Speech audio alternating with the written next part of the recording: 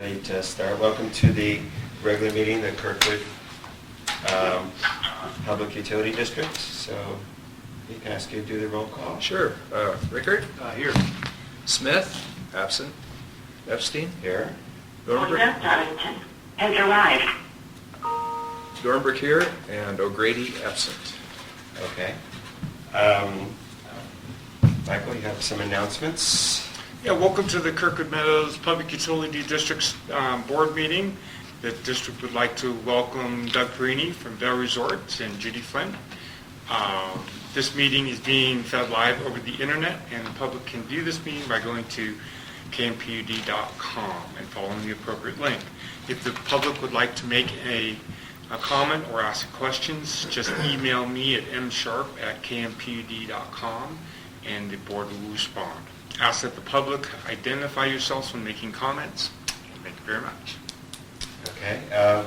So item 4, comments from the audience. Opportunity for the public to address the board on issues that are not on the agenda. Seeing none, we'll move to 5. Are there any corrections to the agenda or consent calendar from the board or Michael? None? Okay. So item 6 is adoption of the consent calendar, which consists of the minutes, claims, shut-off report, and an approval to refund water connection fees for Sentinels West. I move adoption of the consent calendar. Okay. I'll second that. It's moved in second. Is there any discussion, questions? Okay. All in favor? Aye. Aye. Opposed, no. Passes unanimously. So we're ready for item 8, which is 8A, which is the results of the audit by Moss Adams. Michael, do you want to lead us? Each year, the district is required to have an independent audit performed on the district's financials. With the audit, with the Russ loan and their reporting requirements, and with the new and ever-changing GASB reporting requirements relating to the CalPERS retirement liability, it has been critical to have an experienced firm to guide the district and to help complete this audit. For the last 3 years, Moss Adams has completed this task, and Olga Darlington is with us today to present the 2016 district financial audit. And with that, I'll turn it over to Olga. Thank you, Michael. Good morning. Good morning. Okay, do we have the presentation visible for everyone? Is Michael going to drive for me today? I will be driving. Perfect. Thank you. Okay, well, we'll go to the very first slide, which is our letter to the board and to the members of the district. We just wanted to say thank you for being our business partner for the last 3 years. We've had a very good working relationship with management of the district and great communication with the board of the district. And we just wanted to say thank you, and we very much appreciate that great relationship that we have. Moving on to slide 3. This slide summarizes the reports that we will be issuing as soon as the financials are approved. And the good news is we'll be issuing unmodified opinion, which means it's a clean opinion on district's financial statements and each one of its individual funds. Along with the opinion on the financial statements, we will be issuing 2 letters. One is the communication on internal controls related matters. We always find some areas of suggested improvements, and we put that in writing and provide it to management to take action upon over the course of the next year. And the second letter is the required letter by RUS, the required specific representations from us with respect to policies and procedures in place at the district when they're accounting for funds provided under the loan. Next slide summarizes, the next couple of slides summarize areas of audit emphasis where we spent a lot of time during the audit. We spent some quality time on site during the audit and off site as well during interim work when we're trying to do a lot of testing remotely on internal controls and certain balances that we can do remotely. So this summarizes where we spent our time. Internal controls is a big area. We spend quite a bit of time looking at the revenue cycle, so billing for the customers and collecting on the receivables, as well as capital work orders and capital assets cycle, making sure all of the costs are capitalized correctly as part of the asset being put in place. And in the last couple of years in particular, we spent a lot of time looking at the Valley project as part of that cycle. Moving on to the next slide, I mentioned the capital plan. Given the substantial size of the Valley project, that's where primarily we spend a lot of time looking at additional costs or any cost that's being incurred, capitalized interest that's being paid on our U.S. loan that is allowed to be capitalized under the agreement, under the accounting standards. So we look at that. And then, of course, once the project was completed, making sure the depreciation is being calculated correctly going forward. We'll look at the debt accounts, making sure the debt is being repaid on time. We'll look at their compliance covenants. And did not find any issues in those balances. And where I want to spend a little bit more time is the next slide. Michael mentioned the complicated GASB standards that have come out in the last couple of years, and one of those is the pension standard. It's a GASB 68. The standard was implemented by the district last year. It was June 15, 2015. And so this was the second year of the effect on the financial statements from this standard that we have seen. And what I have done is just summarized here comparison of last year's balances to the current year balances that are reflected in the financial statements. Besides the pension liability itself, which is proportionate share of the district's share of the entire CalPERS pension plan. So this is just the portion that's related to the district. You can see how significantly it increased from 2015 to 2016. And in addition to the liability, there's related accounts, deferred inflows and deferred outflows of resources that are also recorded on the balance sheet. And there is some fluctuation and some estimates that go into determining those balances. And then where you see the significant effect in particular is the pension expense that affects the income statement. And you can see in the prior year, it was a credit balance of $172,000, and in the current year, it's an expense of almost $370,000. So the swing there is about $500,000. And the reason for change, large change from year to year in these balances, really relates to all of the different assumptions that go into calculating the proportionate share of the liability. The actuarial assumptions, the actual experience assumptions, investment changes in investment income, and so forth. So it's really one of those things that's really hard and pretty much impossible for management to predict during the year as to how those balances will be impacted. And unfortunately, there's potentially big swings that will affect income statement, as you see in the pension expense line from year to year. So I'll pause there. Well, Olga, before you go too far on that, it doesn't sound logical to me that there can be a $500,000 change in 1 year. It's not like people are dying at a different rate or that interest rates or anything, investments have changed dramatically year over year. So is it worth trying to explain why this is? Or is this just somebody invents these numbers and we live with them? Right. So, like I say, there's a lot of calculations and assumptions that go in. So one in particular that we have seen a large impact from, just incredibly big impact, even just by 0.5% change in the discount rate. So the way the pension liability is calculated is the actuaries look at the entire population of employees, active and retired, that are eligible for benefits over the next however many years. They establish that liability, they project it forward into the future, and then they discount it back and allocate it to the periods throughout the employee's life. Very simplified kind of three-step process. So that discounting back of the liability, that there's a certain rate that's being applied, and this year it's 7%, but if it's changed even by 0.5 percentage point for the entire liability, that could be a large swing right there. And as a matter of fact, in the footnotes to the financial statements, it's a required disclosure now where the rate sensitivity of the disclosure rate has to be included in footnotes. So if you take a look at the footnote on pensions, you will see what that plus one minus one sensitivity, how that will impact the liability. Well, and of course, yeah. when you change the liability, will run through the pension expense. Okay. I did look at that number, and what I couldn't figure out is it looks like CalPERS assumes a return of 7.5%, which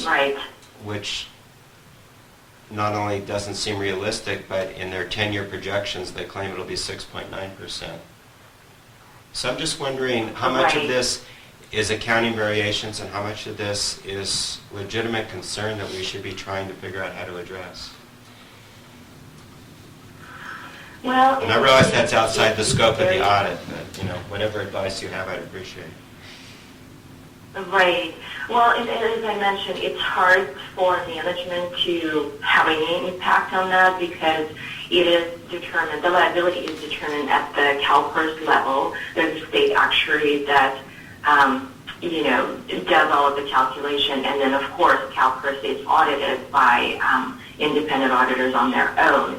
So the numbers are pretty much given to the district to calculate their share.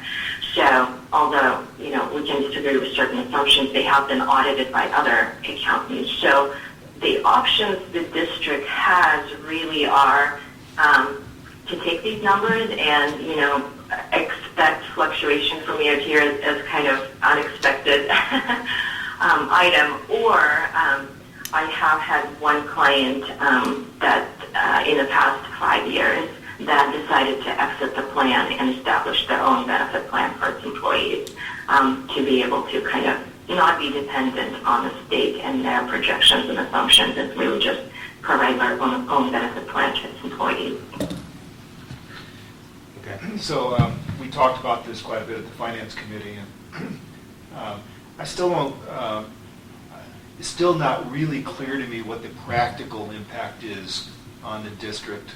I mean, it's something that shows up in the financial statements, but is there a practical impact on us or not? I mean, or is it just a number that, makes things look a little, in this case, worse than they would otherwise be? And an example of that we talked about briefly is, a portion of this $370,000 will be allocated to the electric enterprise.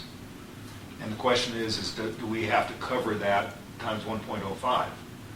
I mean, which would be a big impact. Right? That'd be a big practical impact. Now, Michael and staff have looked into that, and I think we're somewhat optimistic that won't happen, but we don't know. So I guess it's just a way of saying is I just don't know if this is something that goes on off to the side and really doesn't bother us, or if it's something we really have to pay attention to and take some kind of action on. It's just still not clear to me which way that goes. I just want to note that we got a notice from CalPERS that we are going to be receiving our reports for GASB, that we figure this out in January. Which year?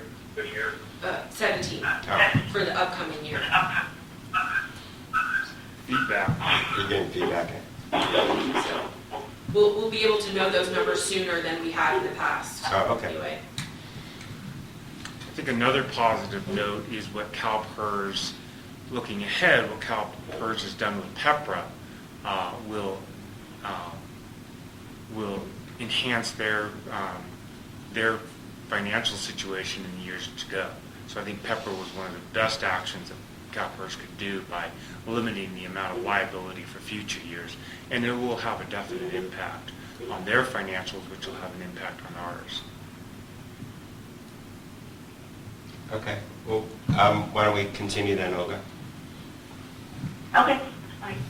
Okay, so moving on to the next slide, required communications. These are communications that we're required to provide to those charged with governance, so to the board, by our auditing standards. The first one is our responsibilities as auditors is to audit the financial statements and the records of the district and provide an opinion on those. The financials are actually the responsibility of the district management and the board. We perform the audit in accordance with the audit plan that we have set out in the beginning. We set that audit plan based on our discussions with management throughout the year and knowing of significant transactions that occurred during the year. So carrying out our audit plan in accordance with that scope is important, meaning that we did not have to adjust it. There were no surprises during the audit, and it really went smooth as we had originally planned it. Significant accounting policies included in footnote 1. There were no significant changes to the policies in place over the last year. And in general, financial statements disclosures were clear and consistent from year to year and understandable.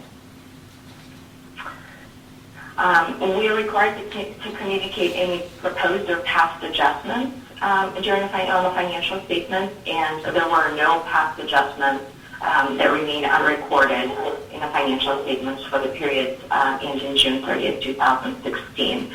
We did suggest, I think, 3 or 4 different audit adjustments that came out from performing our procedures, and the biggest one of those was related to the pension standard. As I mentioned, the complexity of it is really such that it just takes a little bit more to make sure that those balances are correctly recorded, taking the information from the CalPERS report and calculating the proportionate share for a district to record. So those were the only adjusting entries that were recorded during the audit. On the next slide, we did not have any disagreements with management. We have some good discussions about new accounting standards and the practical applications and so forth, but there were no disagreements with respect to audit theory or accounting standards as we were performing the audit. As far as we know, the management did not consult with any other independent auditors. More commonly, we refer to that as opinion shopping. As part of the audit, we have to look, the audit standards require us to perform procedures to address potential illegal acts or fraud in the financial statements, and we design our audit plan in such a way to introduce some surprise procedures during the audit to address that risk of fraud and has left the conference. Discussions with individuals throughout the district. And the last one is the manager, or Moss Adams is independent with respect to the district in performing the audit.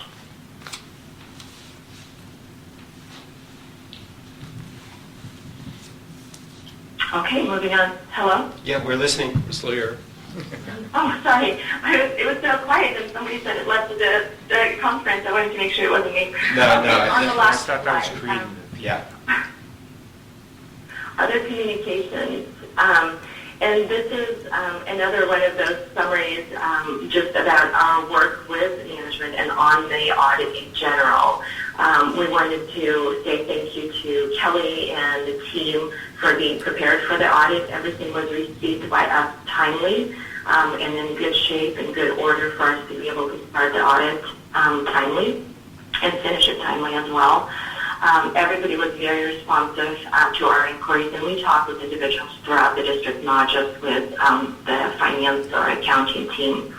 And in general, tone at the top from management was very helpful and open in discussion and a response to our requests. So we very much appreciate that help during the audit. And that concludes my communications. I will address any questions on either my presentation or the draft of the financial statements or the letters or anything else. Will Olga be going into the internal controls letter? We can. if you would, Well, I just thought she might want to just give us a quick overview of that. You want to do that? We have copies of the internal control letter. Do you have any comments you want to provide? What I primarily want to mention on those, so all of those communications, let me get to, so the first 3, 4 are communications or comments that we identified almost during the last year's audit, and because of the timing when those things happened, when we were auditing 2015 financial statements, that's why they are reflected here because they affect 2016, but we had talked about those over the course of the year. Management has been working on mitigating and putting processes in place. So, for example, the utility rates, that's something that was identified in a previous audit, and then in July 2015, so when we were on site in September 2015, August and September, this was kind of brought up, and the corrective actions were being put in place. So that's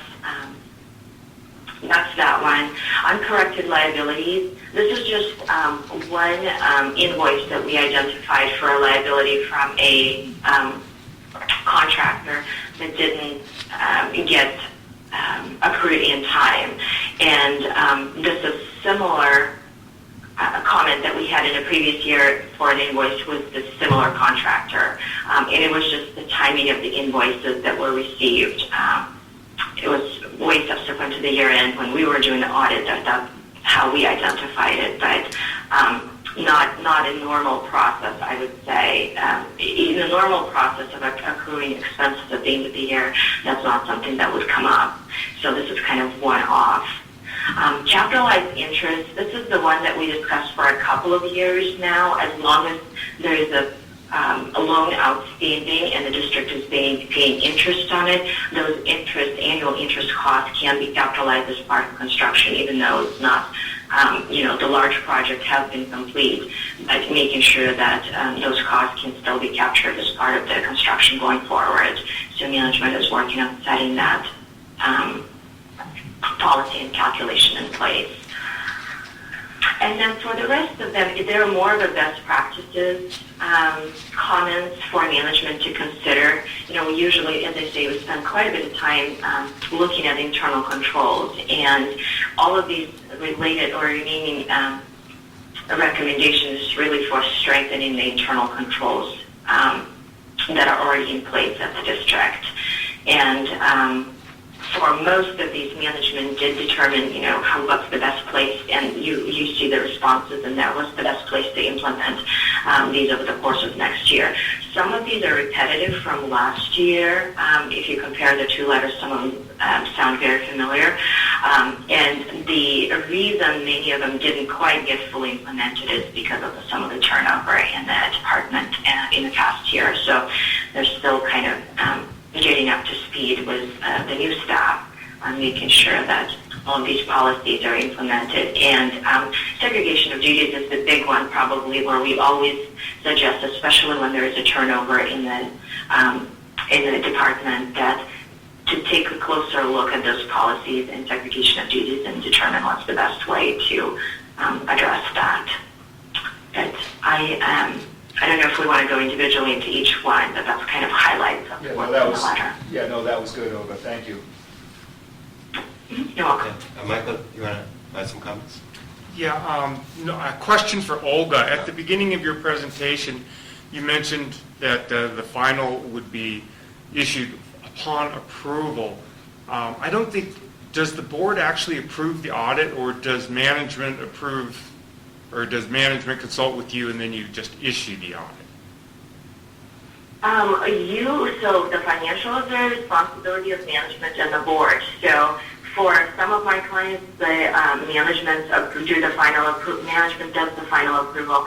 For some of my clients, the audit committee or the board, they want to have the final approval. So whoever wants to take responsibility, the final approval for the financials, as soon as you tell me we're good to go and the draft is good to go, we will get it issued. Just for the board's information, it's been in the past practice that the management actually approves the audit and sends it Okay. out. So, but that's up to you, of course. I'm fine having Michael assume all the liability. I am too.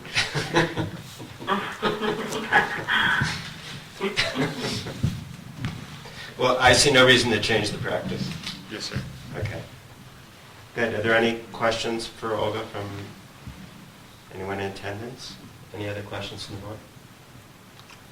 No, thank you very much, Olga, and we will be talking about the extension at the next board meeting, and we look forward to a long and continued relationship. Very good. Thank you, everyone, and it's good to be with you on early Saturday morning. So. Thank you, and we appreciate getting everything done on time. Goodbye. On budget. Bye.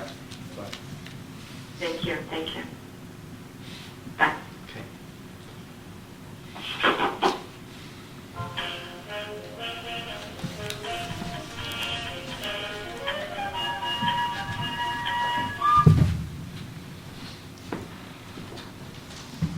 Okay, I think we are ready then to move on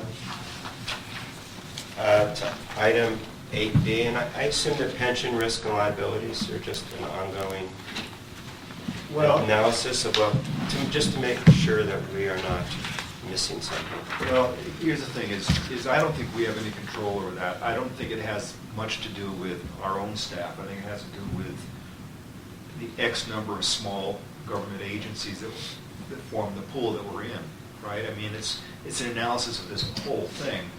If you're interested too, I could show you the reports that we get from CalPERS. We get this giant report that has the list of every single person that's in our miscellaneous risk pool. Yeah. So I think the overall liability was $22 billion or something like that.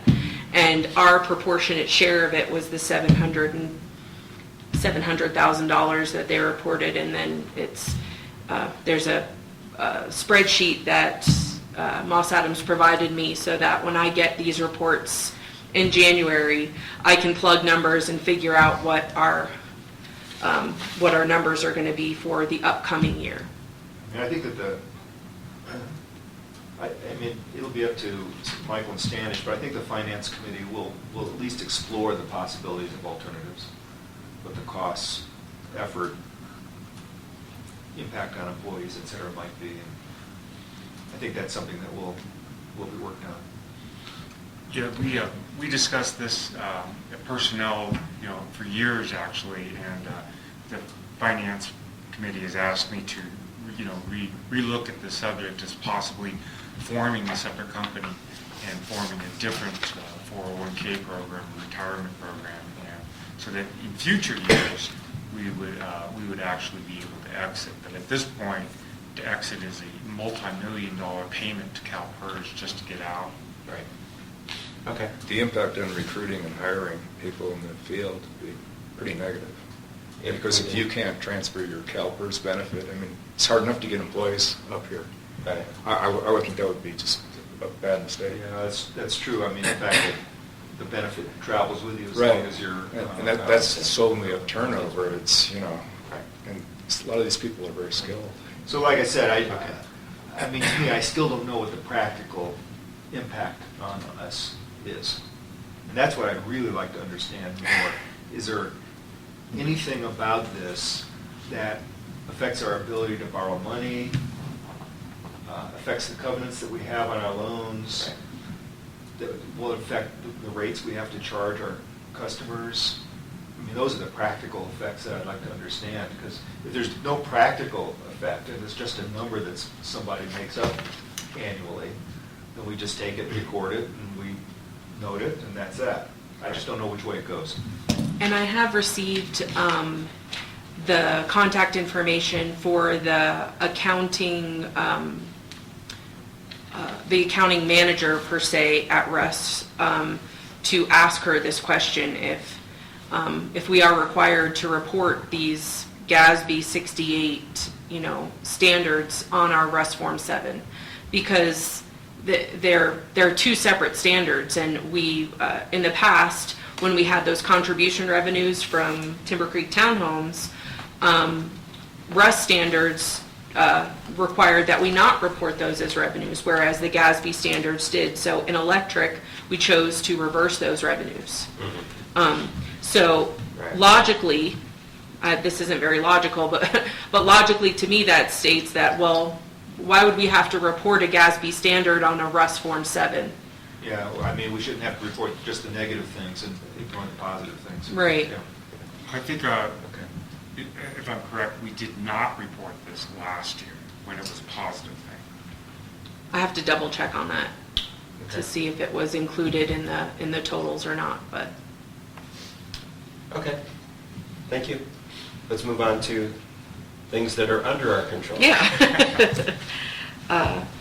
So we'll August start financials. with the balance sheet on page 117 of your packet.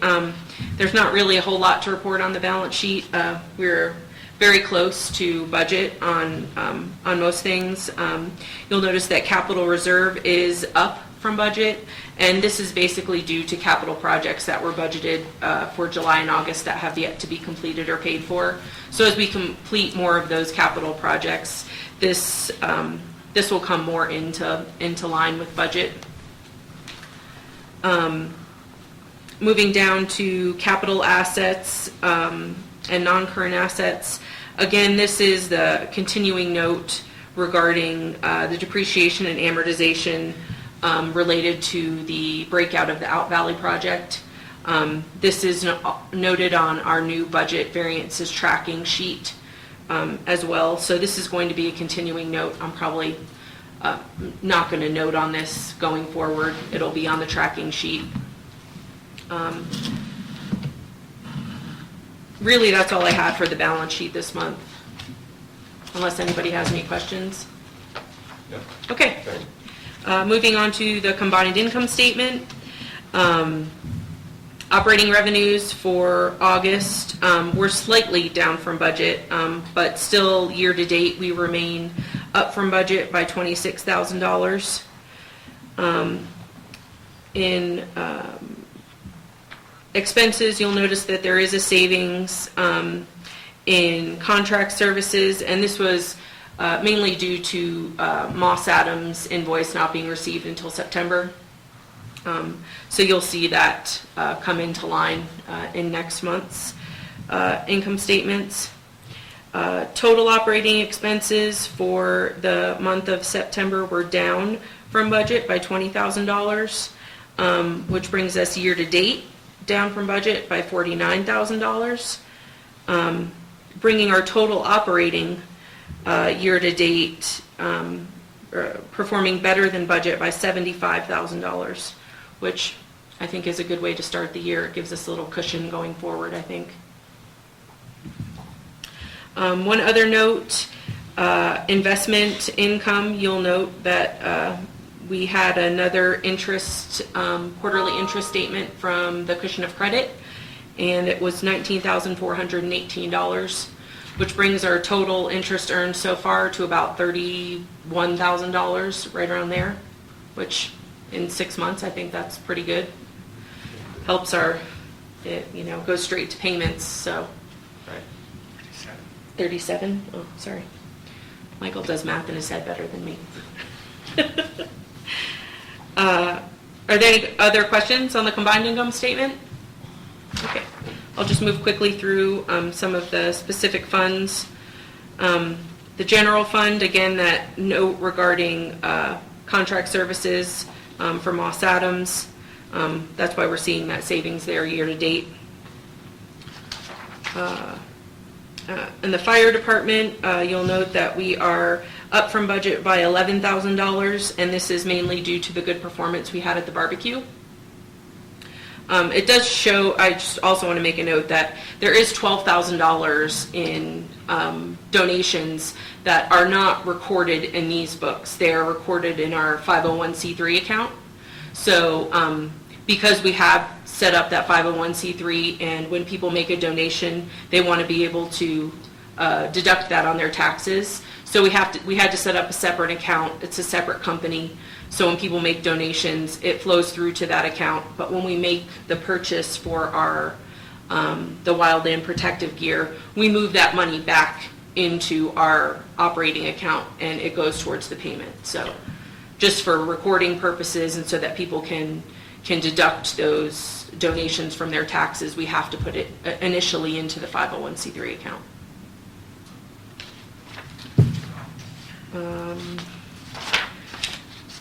Moving on to water on page 124. Revenues for water were up slightly by $2,000. Year to date, that brings them up $2,300. And then you'll notice also the savings in operations and maintenance in water, and this was due to the water tank inspections that were budgeted in July, but they happened in October. So we'll see those costs come through in October. Total operating for water is up year to date by $16,000. And once those expenses are posted, we're going to be really close to budget in water, which I think is a good thing. Moving on to wastewater. Again, revenues up slightly by $2,900, which brings them year to date up $4,700. And operations and maintenance savings, we had budgeted for some system cleaning to happen in July, but that has yet to be completed. Total operating for wastewater is up from budget by $14,000. Moving on to electric. You'll notice that internal revenues are up from budget, and this is due to the straight lining of the total percentage of revenues for commercial, residential, and internal. The percentage was based on the whole year rather than the monthly fluctuation. And next fiscal year, we're going to do the budget on a more monthly basis, so that these will be more in line rather than having them, net out at the end of the year. But operating revenues for electric slightly up by $2,800. It seems to be the the amount that we're up for everybody this month. Electric is up year to date though by $30,000, which again I think gives us a little bit of cushion there, especially since we had some unexpected expenses early in electric. Total operating for electric year to date is up by $23,000, and this is even with those unexpected expenses, so good start.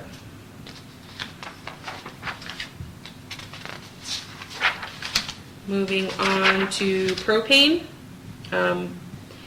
Propane performed down from budget by $10,000 in revenues, but this is directly reflected in the savings that we see in cost of goods sold, which is what we were trying to do for the last 2 years, and I think we finally got it right in the budget. And now that we're not posting that negative propane fuel surcharge, it's much easier to understand and read, which I know I appreciate. And so total operating for propane year to date is up just slightly from budget by $2,500. And that's all I have on income statements, unless there are any other questions. Any questions? Okay. August EBITDA, we were up slightly, or not slightly, we were up by $17,000 for August, and year to date we're up $75,000. So starting the year off right. Moving on to September preliminaries. As we know, operating revenues, these are actual revenues for September. Slightly up from budget by $2,000. I don't know if this is just going to be a thing for the first half of the year. Year-to-date, we're up $29,000. And operating expenses, again, this is just estimates based on budget.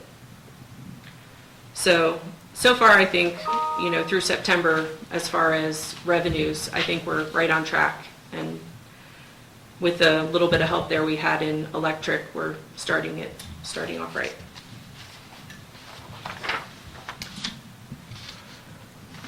I don't know, what slide it be in? Yeah, okay, I just wanted to make sure I was on the same page. Moving on to cash waterfall.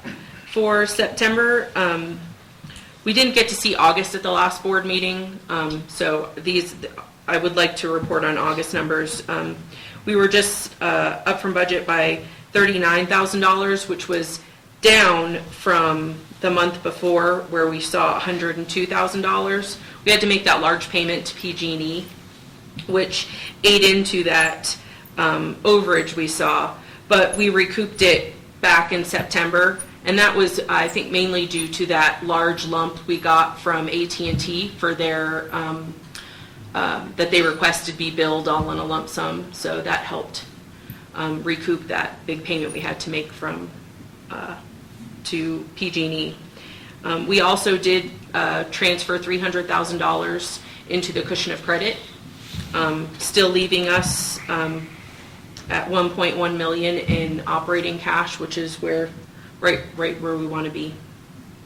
So I think cash-wise, so far we're right on track for the year too.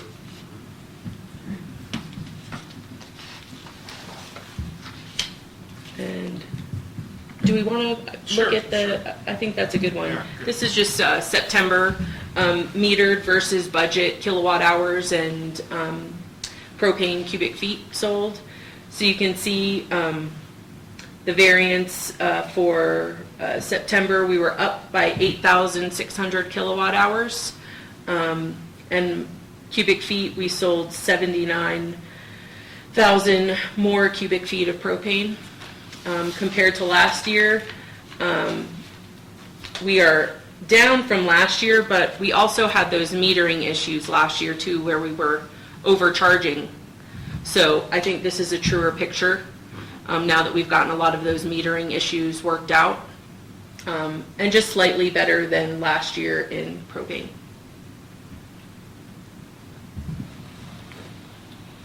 And this is the infamous known budget variances tracking sheet. As we go through the year, I'll add things to this as we find anything that we know is coming up. I've already gone over the amortization and depreciation several times. We know in July we had those electric expenses for Trimark that were basically straight lined through the whole year. The entire cost was booked in July. So we're going to work next year to find out when big expenses are happening specifically and budget for that, so that we don't have this big variance through the year and it has to catch up to the end of the year. Again, the note regarding revenues, about the percentage being based on the whole year rather than the monthly fluctuations. Internal allocations are directly affected by that, has to do with internal revenues. The PG&E cost of ownership charges were budgeted at 11.5, and we all know with the letter that we got from PG&E, we are required to pay the balance in full on those cost of ownership charges until the discount amount can be negotiated to what we think it should be, and hopefully that'll happen sometime soon. And then finally, the ammonia line testing, which was required by the State Water Resources Control Board, and we're estimating that total to be about $8,500, which is unfortunate, but Yeah. things like that will happen. I think that we all know. That's all I have. Any remaining questions? That's great. Any comments from the finance committee? No, we've had Through. it's all pretty good and clear. Thank I'm you. glad. I try hard. Thank you, Kelly. Okay. We're ready for item 8C then, Fire Service Master Plan.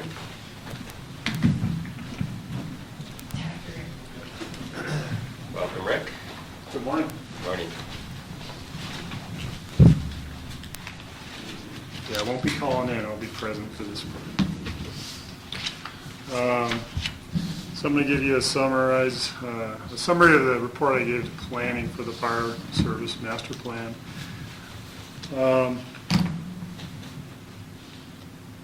The plan's moving along, and I expect to finish the final draft in November for board's consideration, and then hopefully approval of the plan in December. Had an opportunity to go back through the plan that was presented at the last meeting, and in section 1, let me see if I can change this slide over here. As you probably saw in the supplement board packet that came out yesterday, we took a look at the department and we divided up kind of where we are, state of the nation. And so I gave a description of the department. I reviewed the existing facilities, the buildings, the water supply, the apparatus, the vehicles, age, and so forth. Took a look at the mutual aid, and then I included this time the communications component, which is a little complicated. We're not just dispatched by one dispatch center. We have multiple agencies that support the fire department with communications. And then finally, kind of a brief review of the staffing and volunteers. In section 2, which is the one I concentrated mostly on this month, was the future growth and the load projections, taking into account board's suggestions of using a 1%, 3% growth projection, using the specific plan as well as the service capacity analysis that Matt Wheeler did for us, and try to track out where we'll be in 10 years. And the interesting thing to me was the review of the calls themselves. And Michael, if you could change this slide, thank you. For the last 10 years, the department responded 49% of the time to medical calls, 46% of the time to alarm calls, and 39% to other calls, miscellaneous pages and so forth, rescue, search and rescue type of stuff. And so looking at the alarm calls, I didn't realize it would be that large. I think we'll focus on that in the future for trying to recoup some of the costs for the fire department, where we can use the company that we use now for medical billing, which is called Fire Recovery USA. We're able to get the information on scene. We can actually bill for these calls. This same company has a software suite and or the support to bill for miscellaneous calls or nuisance calls, alarm calls that we get at the same place over and over and over, that just tie up the resources and of course cost money. So when we get to section 3, which is the next part of the plan, the financing side, we can start trying to give the board some recommendations on how to support the fire department. They obviously don't add to 100%, so an incident could be some combination of all three. Is Correct. that what happens? Correct. The other interesting component or thing that I identified was, where the call was being originated from, and this would be the next slide, Michael. But the other thing on that, on just trying to draw a trend from it, it looks relatively flat over 10 years. It does, Okay. yeah, surprisingly. I mean, 49% over 10 years, just for medical alone. I thought for sure we'd see a flux or an increase as the resort grew and things changed, but it really hadn't. So, I think part of that is that we haven't grown very much in 10 years, really. I mean, a bit in the earlier years, but not much since then. And I did notice the, reasonable fluctuation based on snow. If you look at 2010 right. versus the other years, I mean, there is a reasonable percent increase in the calls. Yeah, clearly when the resort's busy, we're busy. So, the other side is where the calls are being originated from. 77% of the calls were from Alpine County, 27% were in Amador County, and then El Dorado less than 1%. And El Dorado's, Kirkwood Lake, a little bit of Kirkwood Inn kind of area, basically areas north of the valley. And if an issue on Highway 88? Does that end up being, which county does that fall into, or does that vary? You know, like if it's the icebox, which county? That would be Alpine County. That's Alpine. Yeah. Well, that answers my question. Yeah. And I didn't divide the Out Valley calls yet, and I think this is a suggestion that Eric had. You know, where are we going? Who's using us the most?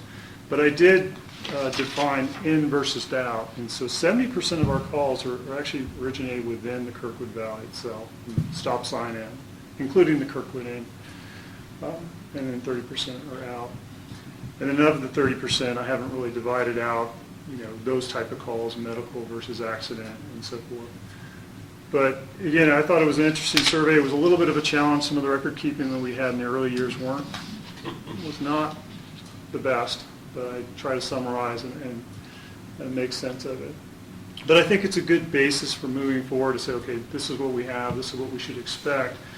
And then the next part of my fire master plan review, again, is... Rick, so the 70% part of that is because there's so many of those alarm calls, right? So, yeah, I think 1/3 of our calls are alarm related.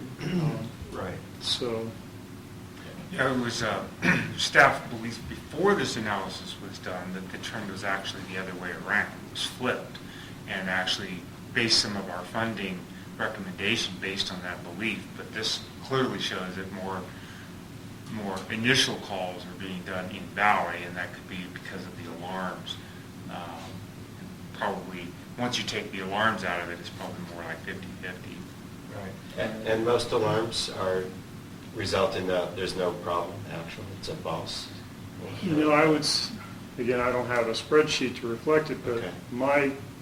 my feeling is that a lot of alarms, let's say 80% of those alarms are either faulty sensor or a tripped alarm caused by a vehicle that's parked in the driveway and the sensor's probably placed in the wrong location, and we're going back over and over to deal with just the location of the alarm. But again, either mechanical or something that could be addressed either by the property owner or the HOA or the homeowner or so forth. And in terms of the cost and the effort, the personnel required, I mean, is an alarm call equivalent to a call out to the highway, or 10% of the call to the highway? In other words, in terms of the relative cost to the district of these kinds of calls, is an alarm call a much smaller percentage or about the same? I believe it's about the same. I mean, it's generating unknown number of volunteers that respond that all pay $20 to come here. But then fuel, equipment time, and then staff time that's taken away from the normal SACT activities, going and spending time at a lodge or something, at a building somewhere. So finally, the third section of the plan is just identifying the financial needs and reviewing the existing funding mechanisms that we have in place with the fire department, and then trying to put all these things together to give you basically to give us specifics on the fire department's future needs in regards to growth, which is the goal, the eye on the prize here. You say, okay, in 10 years, what are we going to need, and in 15 and 25 years? And I'll probably try to bring this down to a 10-year level versus shooting out 35 years. I think it's sort of, things change so quickly, and hopefully they do around here. Hopefully we see a lot more development and growth, but I'll probably trim it back down to a 10-year recommendation for the board. And then one final note, unless there's any questions, is the formatting in the plan itself, there are some recommendations throughout. We'll try to summarize that at the end as final recommendations and clean it up. It's at 17 pages now. I'd like to keep the report down to 15 pages. There's a couple charts in there that are, I know, useless and really don't give us information. So we're working with Michael and staff to try to give you a nice, clean, tidy fire service master plan. Since you want to have a close to final draft in a month, how would you like to receive comments from us? I've got a handful of comments and a suggestion on a formatting of a summary table, which I know you'll pay attention of course. I'd like to get a clean draft of the final version, submit it to you, and then take comments, and then, but I'll be honest with you, I'll take comments anytime. So, Okay, just email yes, sir. comments? Okay. And then we'll send, I understand that planning will not be meeting in November, so we'll definitely send this out to the planning committee sometime in November before, for their comments as well, and then, again, give you another opportunity or two to get what you Great. need. Thanks. Yeah, thank you. Okay, good. Any questions? Any questions, Rick? Okay, thank you. So we'll move on to staffing. And I'll be doing this as well. Okay. So as I reported at the last board meeting, staff is trying to increase the volunteer fire department staffing levels. And as previously, there was a real need to have somebody here during the busy period in the wintertime, Fridays, Saturdays, and Sundays, to help support the fire department by, again, maintaining equipment, but also being present in the Kirkwood Valley, making sure that the access through the parking lots was there, that fire hydrants, there's a couple more pictures here, aren't being blocked by snow or vehicles, and again, maintaining a presence within the valley, but also helping reduce the response time for the fire department in the need of an emergency. We hired an employee named Drew Hughes, who came and worked for us for a little while, but during the 14-15 winter season, the finances weren't there to maintain him throughout the complete winter season.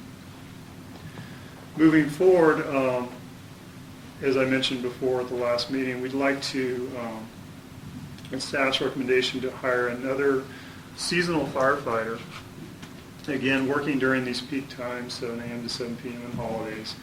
And basically designing the position a little bit differently from before we had one person. Now we're hoping to hire some of the volunteers that we have now that aren't currently working for the district to come and sign up for a work either Friday, Saturday nights, and then hopefully remain on call during the evening, and give back to them as well as use them to address some of the needs that we have.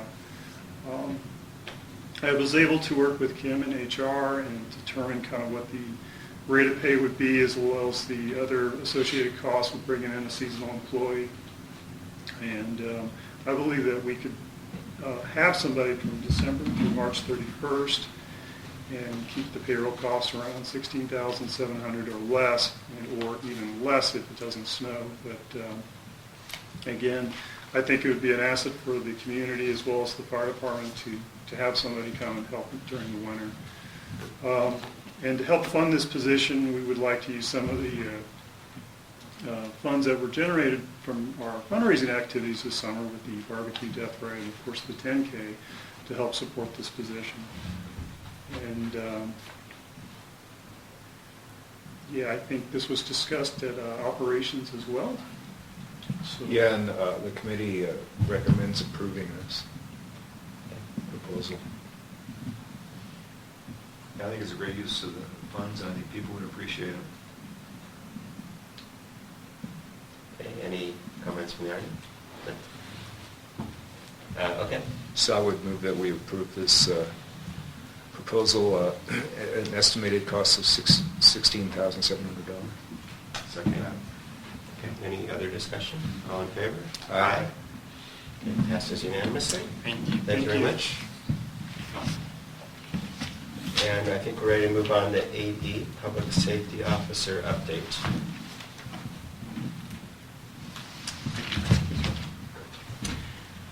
At the last meeting, the board approved participating in a partnership with Vail Resorts and KCA with the goal of having an Alpine County sheriff live here in Kirkwood. District staff, Vail Resorts, and KCA had a meeting with Alpine County sheriffs and administrative staff and Supervisor Terry Woodrow in September to discuss the public safety officer. The Kirkwood team offered free housing in a remodeled Renwick unit, free utilities, electric, propane, water, wastewater, solid waste, office space at some someplace provided by KCA, and deluxe garage parking here at the CSB. In exchange for, this sheriff would live in Kirkwood while on shift with the sheriff's office. That would be 4 days a week. The sheriff would be trained in fire services and be able to respond to law enforcement and fire medical emergencies in Kirkwood while on shift with Alpine County, and that the sheriff would actually join and participate in the Kirkwood Volunteer Fire Department and respond to calls. This proposal was presented to all of the sheriffs down in Alpine County to see if there was any interest. Under Sheriff Spencer Case came by the district offices to let us know that none of their current sheriffs were interested in moving into Kirkwood, and that they were going to continue their current living arrangements. As I've mentioned, I feel this is only a pause and this is not an end to the subject. I told Spence that the Kirkwood community would continue to press for an on-site sheriff, and that when a position opens up, which is within a year due to retirement, we will look to have that position advertised and hired as a Kirkwood on-site officer. I feel that the breadth of Kirkwood and the business and the volume of people that we have in the winter definitely justifies this sort of commitment to this area. This may be better for us in the long term, as we may have input on the actual conditions of the hiring of the next sheriff. The sheriff office is fully staffed this year with 13 members, and we should see increased coverage, and we need to use them. We need to call them and make sure that they're informed and be interactive with the sheriff's department. District staff has made a lot of inroads with working with the counties. I think we need to do the same sort of inroads with working with the sheriff's office, and making sure that they realize that we're here and that we realize that they're there, and have that interaction and be able to go to meetings and talk about the future of the sheriff's office and the future of the sheriffs here in Kirkwood. And with that, I open it up to any questions. I know Doug's been involved in this as well. I guess my only question at all is whether or not, I think it's very, very generous for the resort to offer to renovate the unit in Renwick and so on, but I know earlier on there was discussion, I think it was when the sheriffs and the supervisors were all together, and they were a little hesitant about that kind of arrangement, where the sheriff was elbow to elbow with employees. And I'm just wondering if that had any impact on. Yeah, if there's any other Spence. thinking about that. Spence mentioned that could have been a factor. It wasn't the whole reason, but it could have been a factor in the decision. And I think something in the Meadows or Sun Meadows may have been more palatable. Yeah, I would think so. We spoke about this before in an earlier meeting, that throwing the potential sheriff in with a bunch of lifties is probably not going to sell the position. And we do have to find a place that would be more appropriate for adult living. I also think that the employees themselves might feel a little uncomfortable with it. You're right. So it was our management housing unit, just so you guys know. It was a building that has managers in it. So they're actually people with professional jobs, and they're not first year lifters. I see. Oh, that's good to know. That's good to know. So we're not defeated. Okay. Doug, do you have any other suggestions on how we can make this happen? Besides what we're doing? I thought paying taxes is how you got law enforcement, and I think we. No, you'd be mistaken. I'm not sure. Okay, good. We're going to move on to item 8F, snow removal tracking.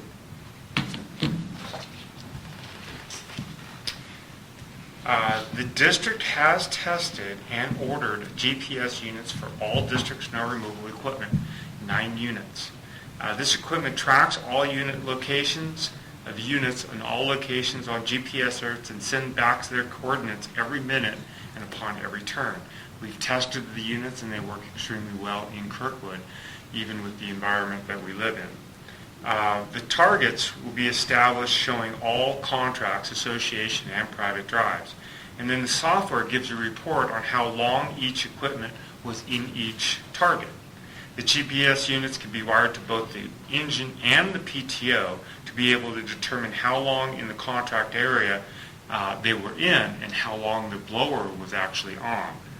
This is really important where we go refueling at the wastewater treatment plant. We don't want to think that every time we go in there to refuel that we're doing the contract because the PTO won't be running. We know that that's just a fueling option. The GPS can be wired for 3 inputs so that for a loader, this would have impact on the 950. It would know when the loader was operating, when the RPM is operating, and when the blower on the RPM is actually operating. So you know all 3 instances with that. This opens many opportunities for the district. How long per season are we in each contract? How long per storm? Each operator efficiency doing the same sort of work for the same sort of snow. How long to respond to requests? I think it's really, how often do we respond to specific areas? Do we, sometimes we get a call and we do the request and it snows 3 inches an hour, and by the time the guest gets here, they don't think it's ever been done. Well, yeah, it's been done, and it might have been done several times. As far as customer service, we're looking at having customers create service requests on their account, which will automatically generate a text message to the snow removal supervisor to be dispatched to one of his fellows. Once complete, the requesting guest gets an email or text message informing them that it has been completed. The text message is then erased off the snow removal supervisor's phone display. And that text message can be removed manually by that snow removal supervisor if the request comes in and it hasn't snowed or it's already been done and he knows that. There's quite a bit to this, but I think it has a lot of potentials, and we look forward to putting it into action with the snow removal contract starting in October 15th, and then getting into the customer service aspects of this before the beginning of the new year. And with that, I open it up to any comments or further comments from Bob. I'll just offer one of the motivations here is, although we did quite well in the customer satisfaction survey, though, the area that most needed improvement was the actual process of removing snow, but also the timeliness and perception of when were requests made and when were they processed. And then when we did the analysis 2 years ago about possibly changing the mechanism for contracting for snow removal, we really did not have exact records of how long it cost for each thing. So this way we can actually do cost-based accounting in the future and compare that to contracts. So I felt this was, so I've been pushing for this because I think it's the best way to improve customer service, reduce costs, and make sure the costs are accurately reflected. It's also quite fun. Will be an interesting experiment, definitely. Yeah, and I think it's a great response to the survey. I mean, that's, to me, I think it's terrific. It will be interesting to see if once the community gets used to this and starts using the online service, request service, if your staff will find themselves going back and forth more times than they would otherwise. One of the things that I like about this program that we've been working on is that we brought the snow removal operators in at the beginning, and they had quite a bit of input on how this would look and how this would be managed. One of them is that there's a 4-hour window, so you can't request every hour that your place be done. The first time that you can start to request is 4 hours away, so that they're not continuously saying, "Oh, can you come do it again? Can you?" Right. So that's one of, but you're quite right. We'll just have to live. So it'll just be interesting to see how that. Yeah, we're going to make it incredibly convenient to make the request. So you would rationally expect that there might be more requests than there used to be. Yeah. But the other thing is it's going to be very convenient when it's done automatically. You'll know about it, so that might relieve some anxiety about whether it's being done or not. There also, for any customer, there'll be a complete history of how many times it's actually been plowed. So there'll be a greater sense of what's going on. And the other thing I'd suggest is, this is pretty inexpensive. It might be nice for the shuttles at some point. You might want to just see a demo. So we're actually already using this system within the company for snowcats, and it'll be expanded. Oh, okay, yeah. So probably a real similar system anyway with other brands. But Yeah, right, right. And a lot of it is around idle time as well, and trying to minimize that. Right, Same kind of idea as just being able to track. yeah. They also have a unit that will hook into an employee's neck. That's right. And it goes directly to the electric collar. Yeah, we won't need that, Sheriff, after all. Yeah. Okay, good. Thanks, Michael. All right, move on to item 8G, which is update on PG&E. Two issues remain with PG&E. First, the cost of ownership charge from PG&E. It's currently billed at $156,000 a year, and the district recently paid a $50,000 invoice, as Kelly mentioned, bringing us current. The district had previous withheld payment based on a previous agreement. Staff will be revisiting this issue with the engineers to determine the correct formula. The second issue is with the switch station. I'm going to go into an analysis on this because I think it's important that we continue to remind ourselves what the issues are, and as we go into these next steps, that we have this this analysis and this information available. I'm not looking for any decisions today. I just wanted to go through this once again and make sure that we're reminding of the position that we're in and the costs that are involved with our negotiation with PG&E. So, staff has completed analysis to view the different scenarios, and as I mentioned, feels that it's important that we go through this analysis. And I'm going to walk you through this. This is a very complicated subject, so I'll go somewhat quickly through it at first, and then if there's questions, please hit me at the end or during. But our original agreement was for, this is all about the 115 line. And our original agreement that we signed with PG&E was for an estimated cost of the 115 line at $5,500,000, broken up into transmission facilities, etc. ITCC is a tax that's paid on. We would actually be building that, paying for it, and then deeding it over to PG&E in the original agreement. So the point of demarcation in the original agreement was KM Green.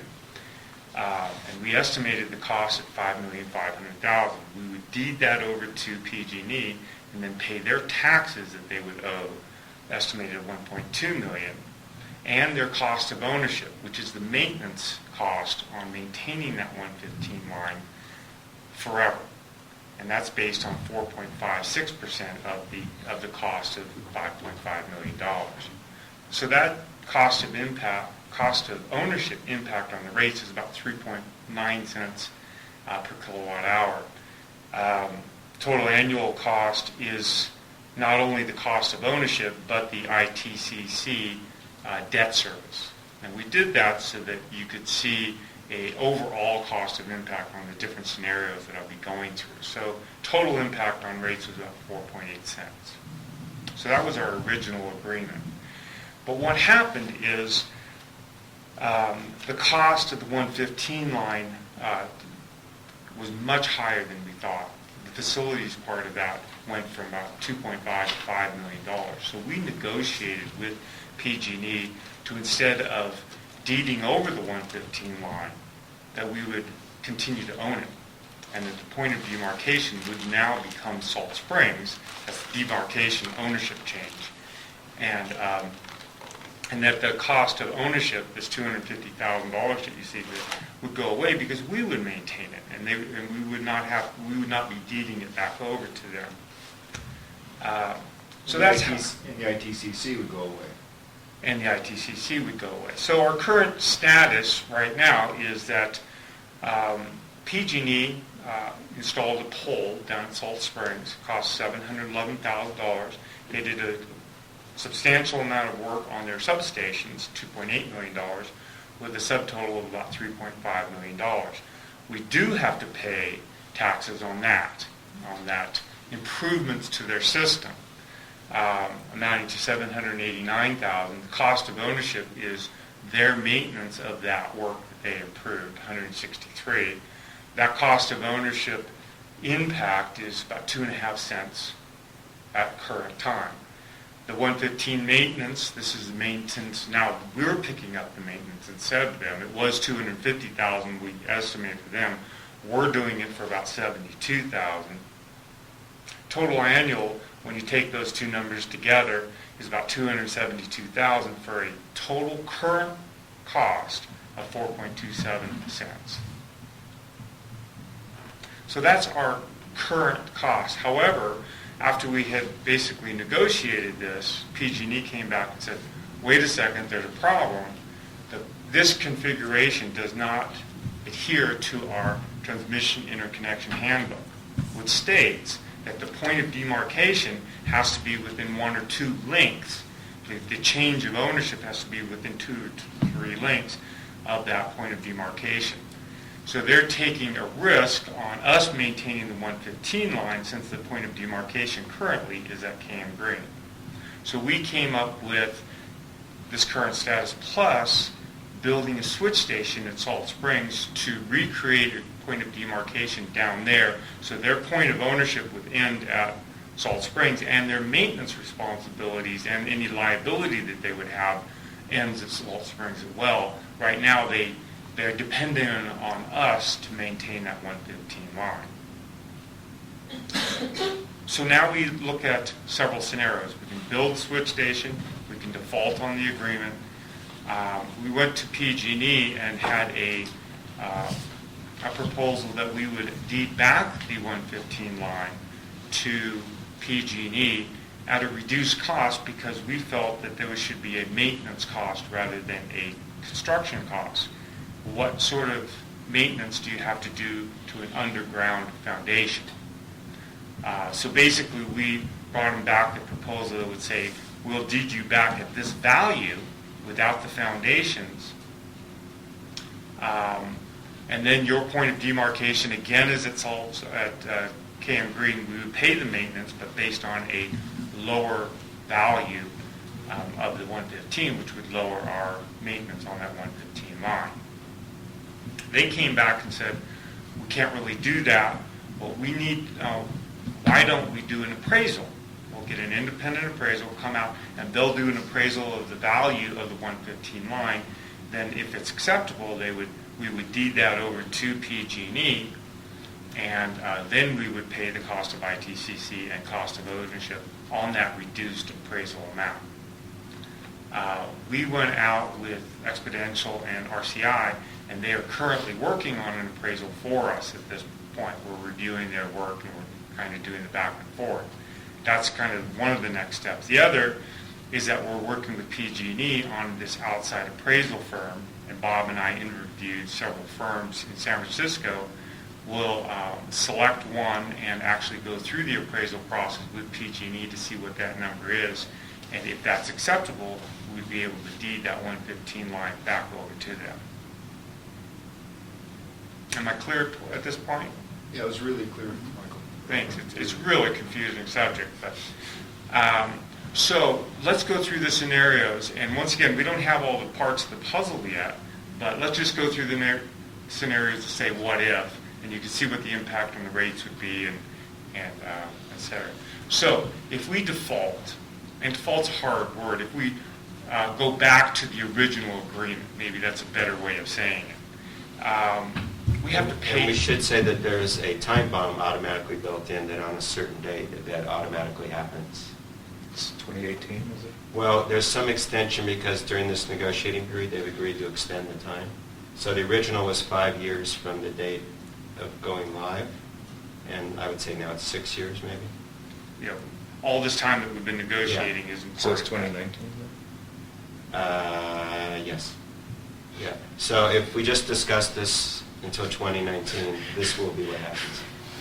So if we went back in time and went to the original agreement again, the poles that they built, other than the first one, we're already paying for the first one, the 2, 3, and 4 would be, and by the way, we paid for all of this, so this is just getting to the factor.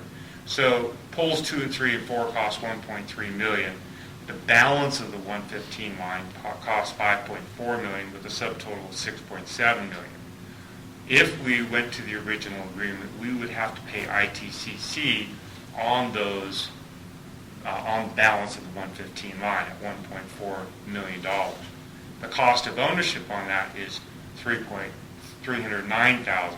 So the cost of ownership on the $309,000 is 4.85 cents. If you add that to our existing cost of ownership for the balance that we're paying today, this is all new, the balance would be an impact of 7.4 cents on our rates.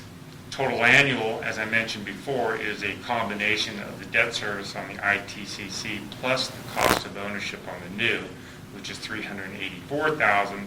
The impact on rates right now would be 6 cents above and beyond what we pay, and including what we pay right now would be 10 cents. And this is definitely the worst option. If we paid for the switch station through debt service, if we go out to Russ and actually borrow the money for the switch station at this time is estimated $3.2 million. You remember at one time we had an estimate of a 2 and 2.25, but that was then it went to 2.7. We asked that to be updated about a year ago, and it updated to 3.2. So that's where the 3.2 comes from. If we built a switch station and paid for it through 35-year funds at 3%, the switch station would cost $3.2 million. We'd have to do maintenance on that 115 line because we would continue to own it, and that would be $72,000. Plus, we'd have to do maintenance on the switch station, which I've estimated at $42,000. Subtotal of that is $3.3 million. ITCC on the PG&E portion of the switch station. So we build a switch station, a portion of that work is PG&E's stuff that they have to put in, would be $184,000. The cost of ownership on that is very low because the value of that improvement that's done at PG&E's improvement to the switch station is very little. It'll only be a half a cent, and the impact on rates combined with our 2.5 right now, the 6 cents would be only 3 cents. So the cost of ownership, this is the best scenario if you want to look at it way down the line, because this actually produces the lowest cost of ownership. Annual impact is $328,000, so the impact on rates for just a switch station would be 5 cents, plus the current would be about 9.4 cents. I don't quite understand the addition of the switch station cost, 3.2, and the maintenance, which is an annual cost, right, of $119,000. Why would you why are those added together? One's a one time. Well, the ITCC is only on the 3.2. I was just showing it. Oh, I know, but you've got a subtotal of $3.363, which is the sum of the two lines above. Yeah, you're right. That's just a formatting. Okay. Yeah, that doesn't have anything to do with the Okay. computations. The switch station cash, the current budget shows that we would actually pay for the switch station out of existing cash. If we were able to pay for the switch station existing cash, these items, the numbers remain the same, the cost of ownership remains the same, but the annual cost is much less because we don't have the debt service anymore on the switch station, and the impact on rates goes way down on a continual basis. The impact of rates is only 2.6 cents, and the current total plus those impact is only 6.8 cents. So the cost goes considerably down if we use cash on a impact on rates long-term, or impact on rates basis. So we've asked for an appraisal from RCI and Exponential, and we're going to have one done through PG&E. And so hypothetically, if that appraisal came in at $5 million, the scenario would be the ITCC would be $1.1 million. The cost of ownership on that $5 million would be $228.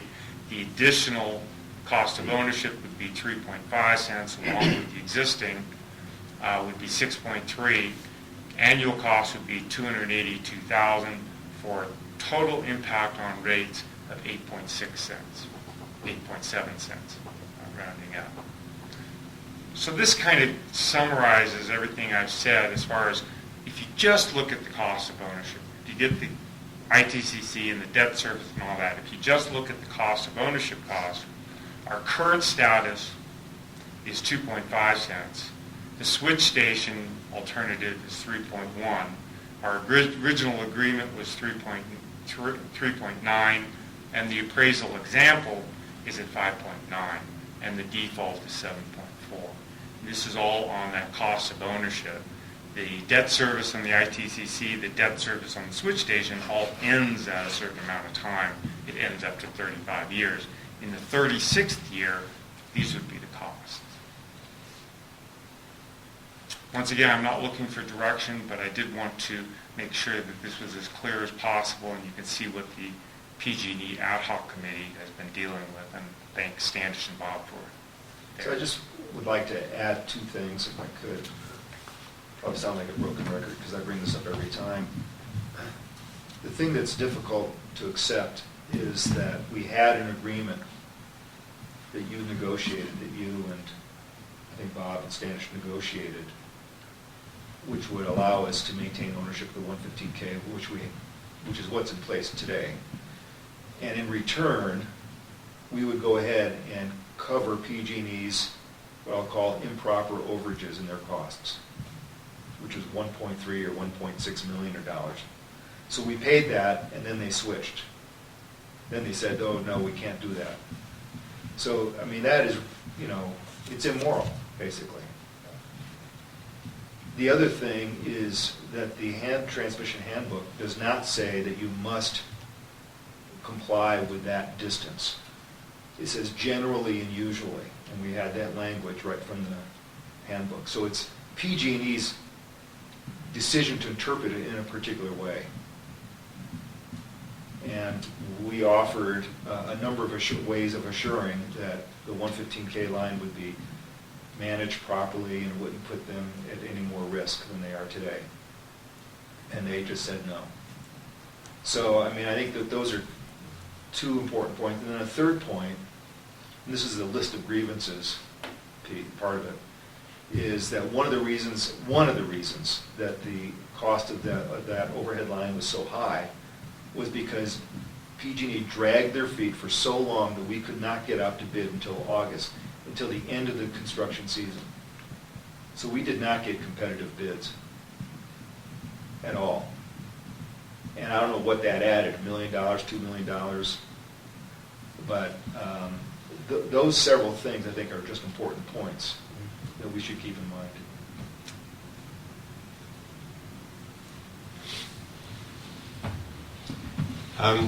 I agree completely. So just to try to summarize where we are, we kind of have two general directions to think about. One is to try to minimize, think really long term, like when 35 years from now when people come back to criticize us and we're not listening. Are they saying, I'm really glad that we at least have the lowest rates going forward in year 36, meaning we've minimized our permanent obligations, where debt service is a temporary obligation. These things are permanent. So one question is whether we optimize for the permanent obligation, which would imply that at all times we want the switch station, because that minimizes our really long term. Or do we want to minimize costs in the medium term, between now and year 35, in which case spending that money in the switch station might not be the optimal thing and carries various risks. Well, the problem with the 35-year perspective is you're assuming that the switch station placed there will always be there, when we know that part of the whole thing is they've got the right to tell us to move the switch station. If their hydrology division decides to raise the dam and raise the level of water and tell us to get out, we would have to get out. Right, but since there's no place else to put the switch station. Well, has PG&E used any logic yet? on this matter. Right. So you do have that factor to consider. However, in negotiating with PG&E, I think they have less interest in the switch station than we do. Neither of our interests I would describe as enthusiastic, but they are less enthusiastic than we are about building it. However, they put us in a position where economically our best option is to build it. And so that's kind of the open question. The appraisal, we'll see where that comes in, and as it approaches, let's say, 4 cents, it looks a lot like what we originally planned, and then it kind of makes it an easy decision. If not, I'm inclined to build the switch station, but if they want to compromise, I'm willing to listen. So that's kind of where I think we are at the moment, and we will know more after we get the appraisals. Doing our own appraisal at least gives us an idea of where we think it could end up. And if it ends up below that, great. If it ends up above that, we have an ability to sort of compare two independent things and sort of figure out why is it different or not. And then the other thing we have to figure out is whether there is any, if the CFO for PG&E were merely trying to optimize long-term shareholder benefit, it seems to me they wouldn't want the switch station. They would want to see the permanent cash flow, and they might make some sort of offer. In which case, we need to find a structure for that offer that doesn't violate their FERC policy, doesn't violate their CPUC policy, and doesn't create such an exception that the cost of implementing it would be prohibitive. So I'm going to contact some people to try to figure out what that might look like. So at least we have that. We know how we could address that option if we should be so lucky as to get. Otherwise, I'm currently planning on building a switch station. That's where I am right at the moment.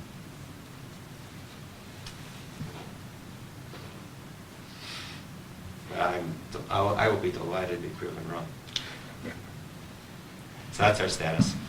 And we don't expect to know a lot more for the next couple of months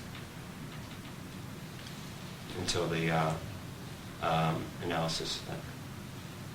So has BG&E agreed that this drop dead date 28 will keep being extended through this period of appraisals and so on? Yeah, we terminated all of the milestones that were included in the agreement and stopped having meetings when we started this negotiation on not building. But they understand that, that's in writing, they can't change their mind on that like they have on other things on us? Well, it's not part of the IA, but it has been, it's in writing and it has been agreed upon, so. I think the answer to your question is yes, they could decide to do that, and we may want to strengthen. If there's any way we can strengthen that, we should. We've communicated that, they've communicated back, we have that record of that, but we don't have a contract. The problem with PG&E, and I know I'm probably speaking up, but the problem with PG&E is the people we talk to, in the end, have no power to enforce it. Someone else can step in and enforce something completely different. Yeah. That's the problem. Maybe we could ask Dick if we could have a letter that we both sign that says we are mutually suspending this during this time period, and our expectation is that that would be added to the contract length, and see if it's possible to get a letter signed by both of us. I'll float that by PG&E. Yeah, because otherwise I believe it's a non-zero risk, what you're suggesting.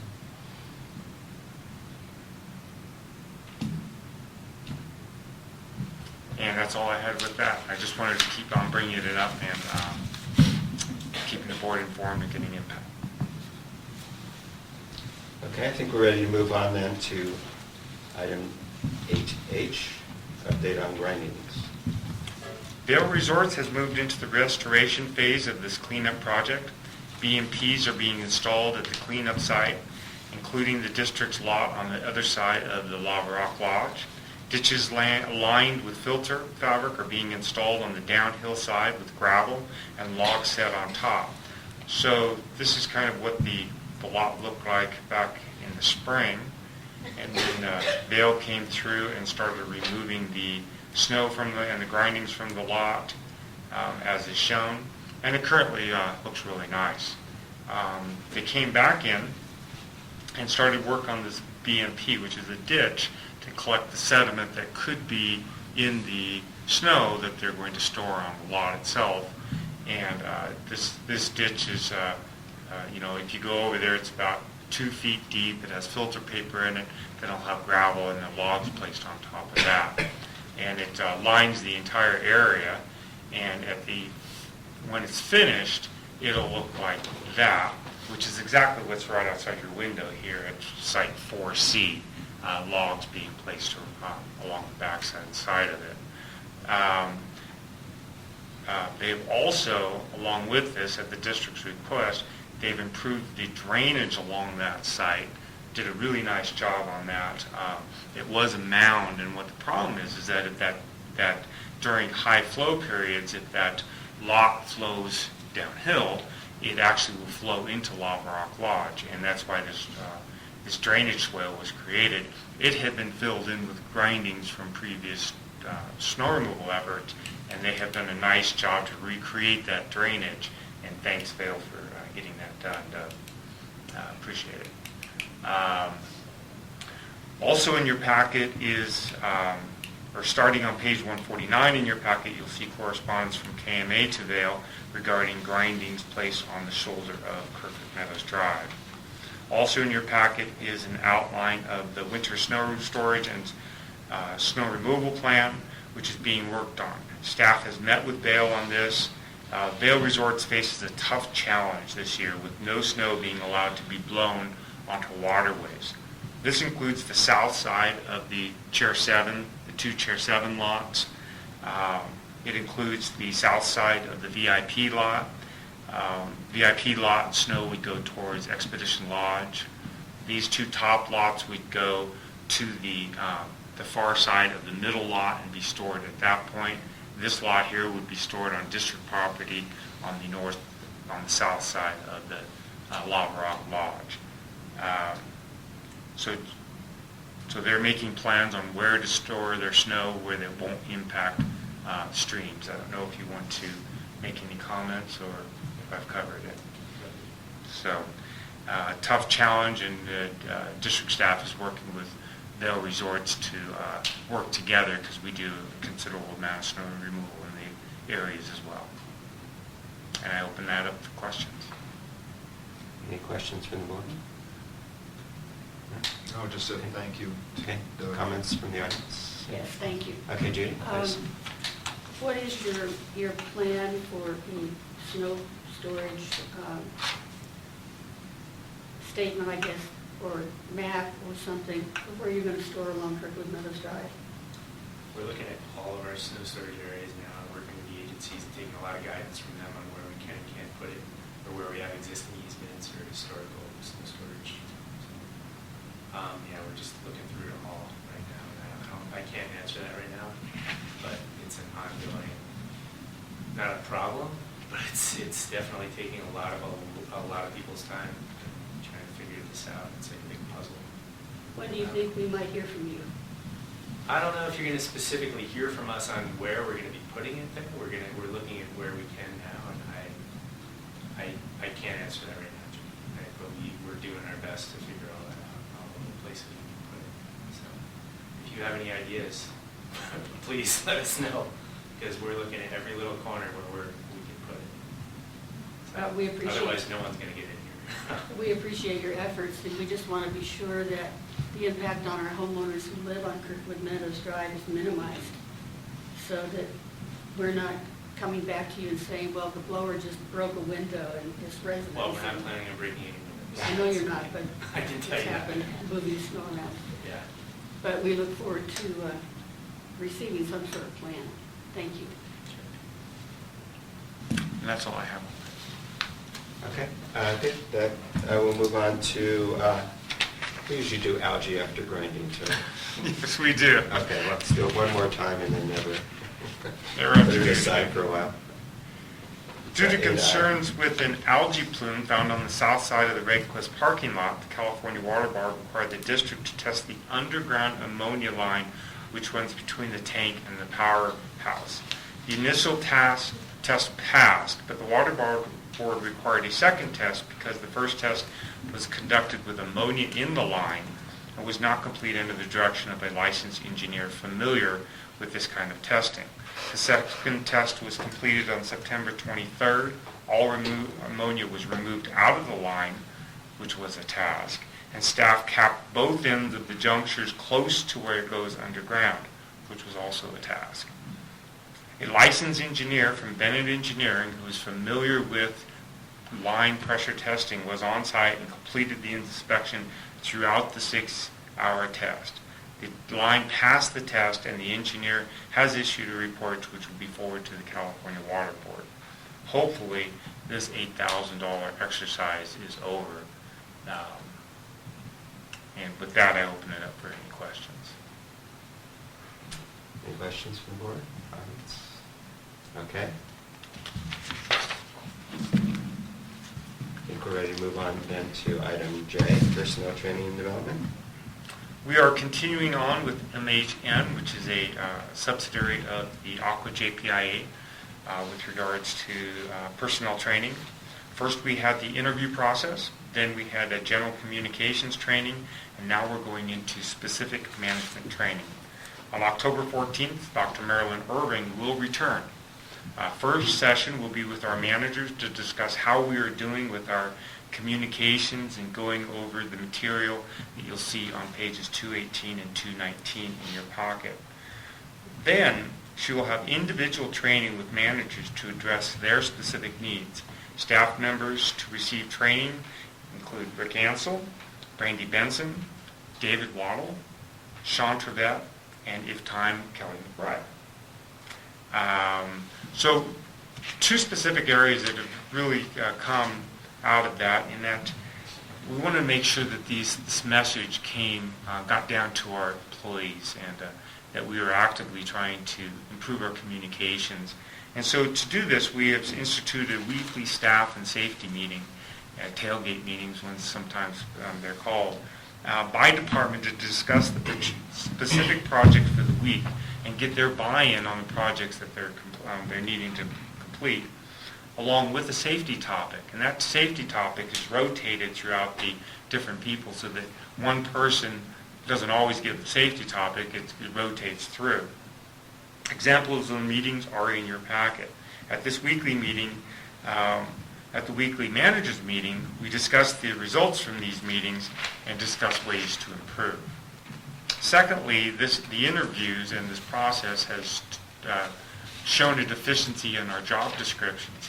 And we have been working on getting our job descriptions up to date. Certain positions have multiple descriptions because one staff member might do several jobs, such as Kimberly Norton is a staff accountant, but she also handles our human resources. Once finalized, we'll run these through the board. Then they will live as a part of our employee handbook, which is annually reviewed and updated and approved by the board. So this is I think I walked into this as somewhat as a skeptic, but I'm starting to see the results. I think employees are more empowered and they're communicating better, and I think we're more in tune to discussing a problem and then looking for answers rather than dictating what the answer is. And I think it's a good mindset, and I think the view from the top is very positive. And with that, I open it up for any questions or comments. And are you getting positive feedback from the staff? Yes, that's fine. I believe it is a positive experience. And I attended the training session with all of the staff, which happened last month, and it was my first time to sort of interact with everybody. And I think we're trying to do a couple of things. One is to create opportunities for interaction with people that wouldn't normally interact outside their own group, just to improve communications, have ideas bubble up, and just to create a stronger sense of community. And my sense was this whole exercise started out as a pretty foreign thing to the staff, and that was a little bit awkward at first. But after a while, it's kind of turned into a good opportunity for some discussion. And I also want to create an opportunity for any of our managers to get personalized individual training and skills on management, because they wouldn't get it any other way in any formal process, it's because there aren't that many people here. So in a large company, you can learn from other people, but here it's, bringing in some outside. So my hope in pushing this was that the managers themselves would get additional skills and training if they wanted it. So my sense is it's worthwhile effort, but then I'm pushing it. So hopefully it's not just bias on my part. I don't know, Rick, if you want to add any comments from what you've observed. Jim? No, I thought it's been really positive for staff, especially for the middle managers and supervisors to understand how to direct and not dictate. And the communication from top to bottom, I think, has improved quite a bit, especially on the operations side. So, You want to add anything, Kelly? Rick hit the nail on the head. Okay, good. Any other questions, comments on this? Are we ready for item 8K then, electric distribution? I will be doing Brandy's normal work here. She is in Alabama receiving thumper training so that she can find faults in lines and be able to better locate electrical facilities out in the field. Because we do have some direct area electrical lines out in the field that we need to find. So, Chair 10 transformer is been received in mid-September and is currently sitting in the 5-6 parking lot. Vail Resorts has recently received final approval to purchase the necessary installation material, and so they have ordered it, I believe. Staff's electrical engineer and staff has reviewed the installation plans, and we've approved them. Alpine County Building has asked for a one-line drawing and schematic, and they require a building permit, which I think has been issued, actually. We will be turning off Chair 10 on Monday so they can begin their work. We're doing this as a joint exercise, so we'll be trenching around the dead transformer, and to find their lines, we'll be redoing the sweeps and getting ready for them to install their disconnect. But this looks like with a period of good weather, we should be able to get this in and have the improvements to the skiing experience. So unless there's any other questions, I'll move on. Do any questions? I'd like to thank Doug for the efforts. I know that wasn't easy for you to get done. I really appreciate the effort, and the skiers will be happy. Yeah. Our combined goal. Okay, Cable's Lake. Cable's Lake Transformer, we're working on a consultant to update our spill prevention plan to determine if a regular inspection and maintenance plan will satisfy the U.S. Forest Service. If not, a system of containment will need to be installed, and that would be in 2017. So we're hoping that the U.S. Forest Service, if we go by there and check it on a regular basis like we do all the rest of the transformers that we have throughout the valley, that will suffice a very expensive and very time-consuming containment plan for this area. So that's a ongoing project. Talking about ongoing project, we have the circuit project plan. We have started checking the residential units and will continue as weather permits this fall.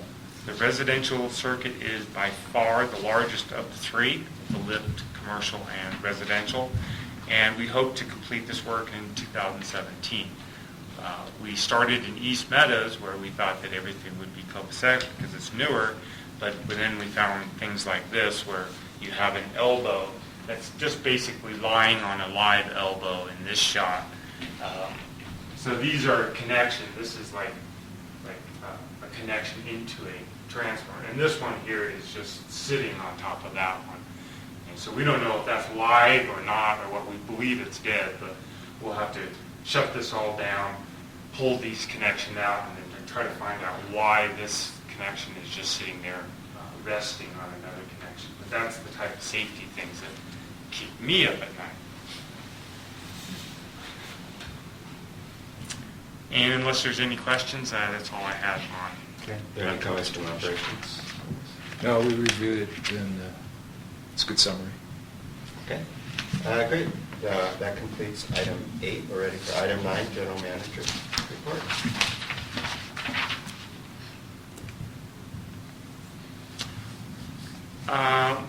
page 246 in your packet is the first quarter update of the 28 general manager objectives. These have been gone over with the personnel committee, and rather than going through these, I just ask if there's any questions from the board. Yeah, my only comment was under the planning. I think that item 6, you don't have anything written, which is the improvement plans in response to customer surveys, and I think that the whole snow removal GPS thing is exactly that, so I think that's well underway. Good point. The question I have in terms of the fire impact, looking at alternatives for funding the fire department, when do we expect getting feedback on things, the more controversial ideas like mellow roofs or things? That's on your list here. I'm just wondering when you think. Yeah, I talked to Doug about that, and I'm going to have conversations with Nate. I think what Doug's comment was, he's sent this on to Colorado, and they're looking at it, not to put words in your mouth, Doug, but the two items that he was thinking would help would be timing and amounts. Timing on when the funds would be needed and what sort of dollars are we talking about? Is that? Yeah, kind of what growth projections or, more of the details to the whole thing, kind of what the plan is out in a few years. Okay. And Rick, you would expect to have that in the revised plan, so we would see that in the next 2 months. Yeah. Okay. Good. Thanks. So, once the plan's together, we have a better idea what our financial needs are. We'll, basically send that out again to our shareholders, get their input, and then pursue financing. Okay.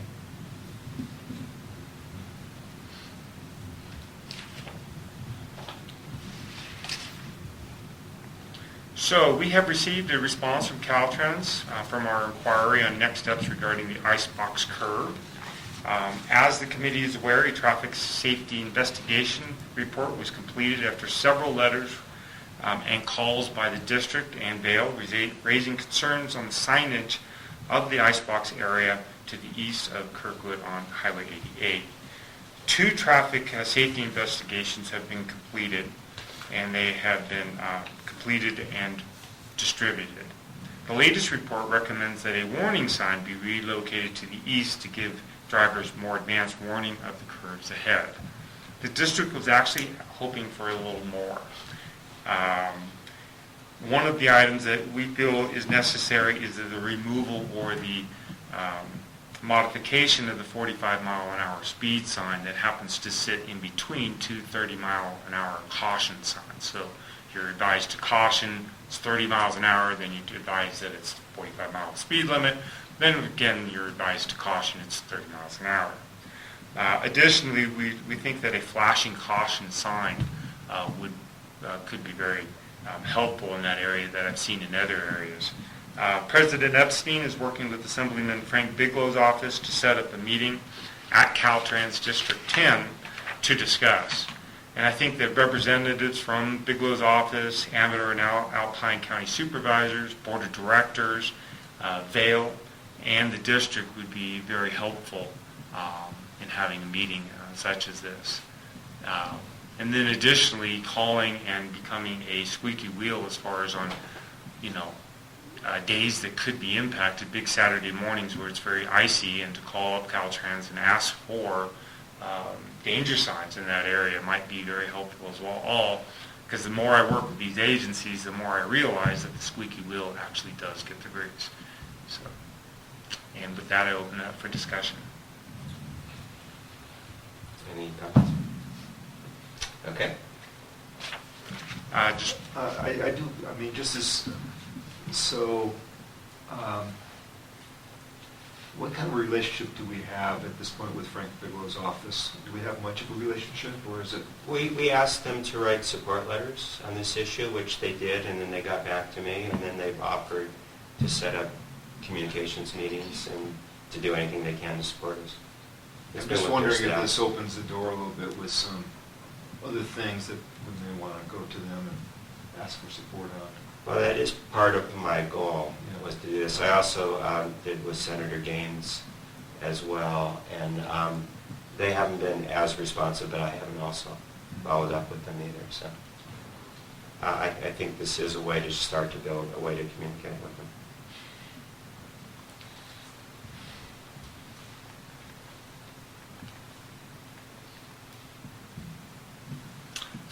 Moving on, Epic Promise, as reported in our newsletter, Epic Promise Day is a solid event with 109 Vail Resorts employees, staff members, and homeowners participating. 70 plants were installed, 50 yards of mulch, and a general cleanup at the intersection of Loop Road and Kirkwood Meadows Drive was accomplished.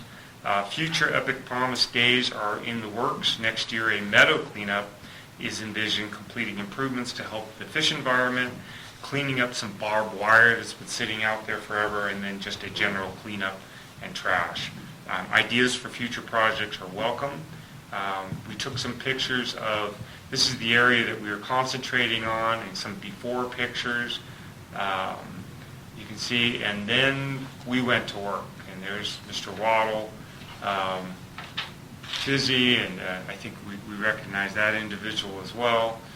There's Brandy and a couple of homeowners, Cheryl and Bruce, and everyone working away to, there's Kim and I think Brandy again.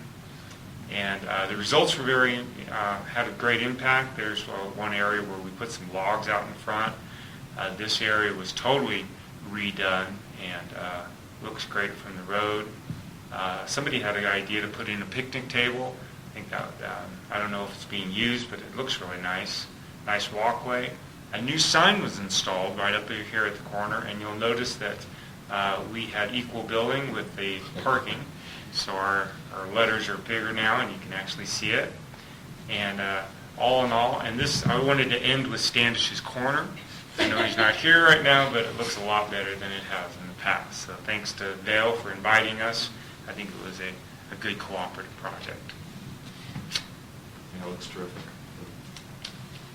Now I'll move into electric vehicle charging, and with that I have to turn on the phone again to let Cheryl help us. So excuse me for one moment.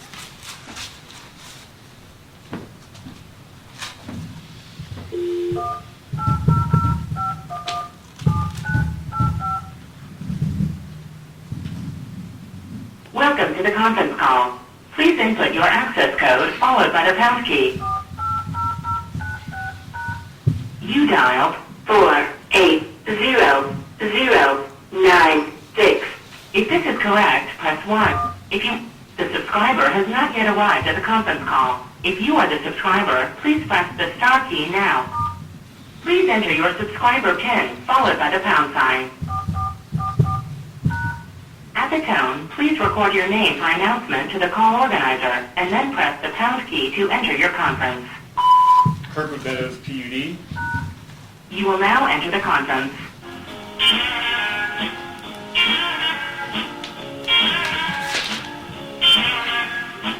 As we wait for Cheryl.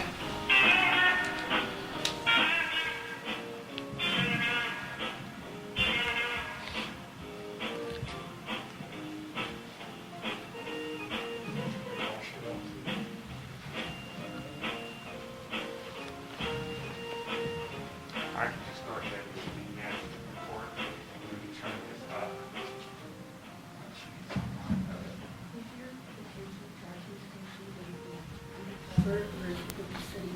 I'm trying to figure that out.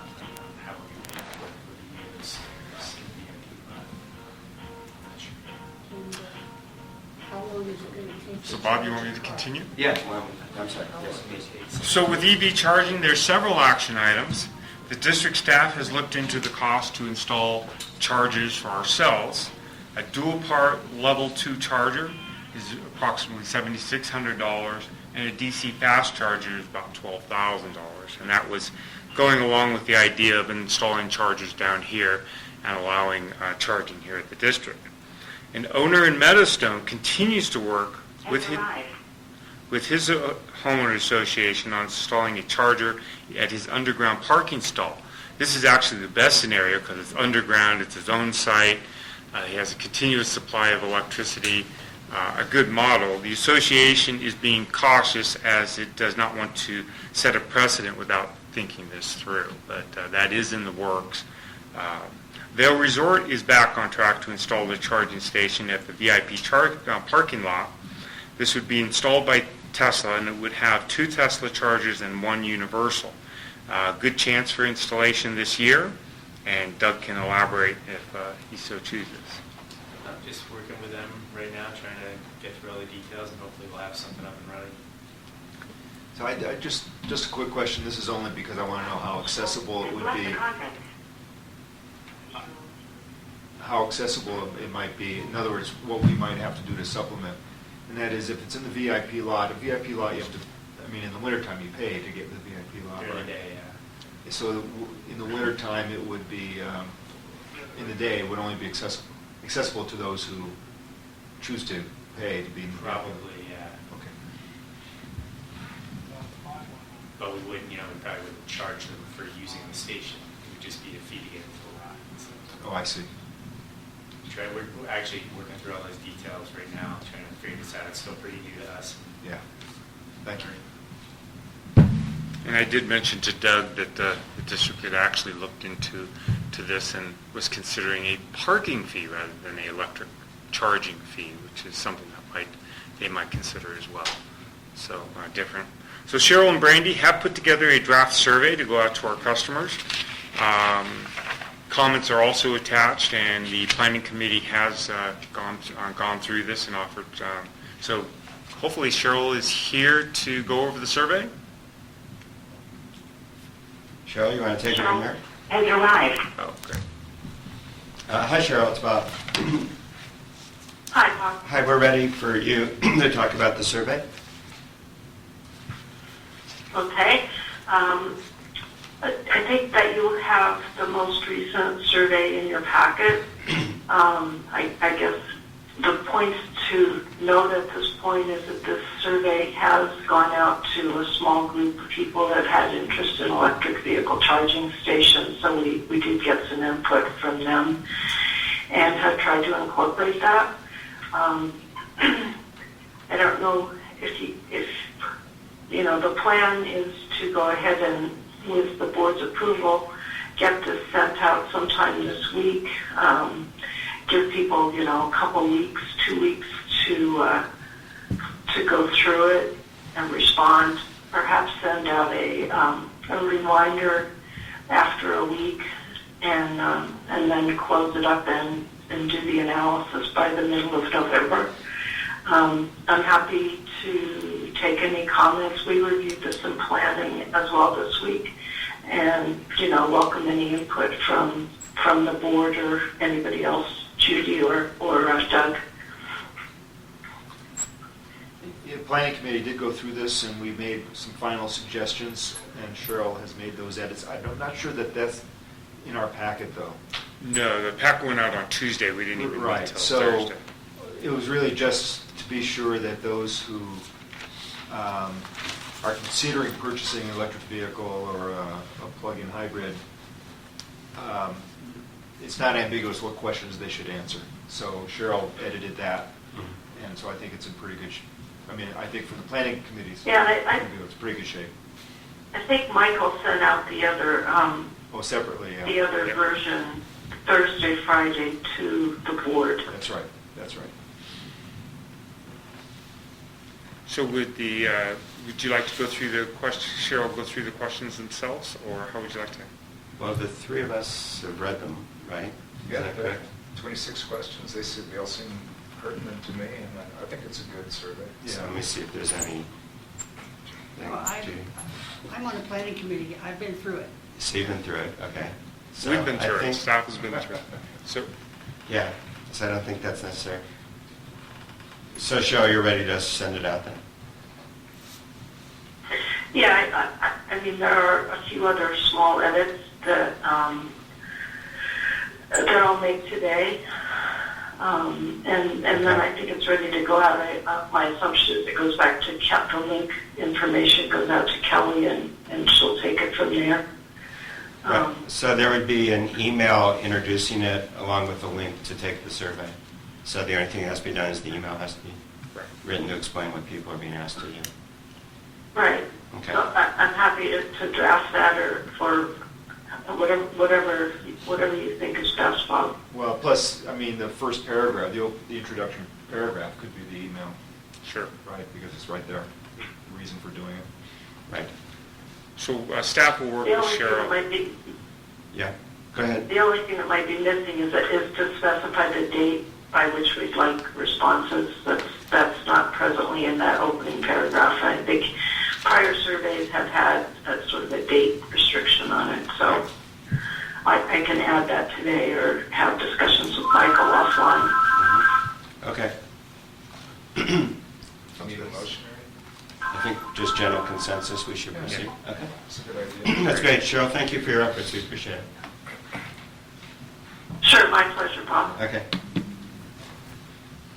All right, we'll move on. Great. Cheryl has left the conference. And you'll need to turn that off. Do you want to hear what music it's going to I think it would be Beatles again, truthfully. Continuing with the manager's report, the vehicle maintenance shop hydronic heater. You'll remember that last fall we had issues with the heater and the vehicle maintenance shop had failed due to corrosion. We attempted to remove that corrosion and get it working failed, and we had quite the cold winter over there.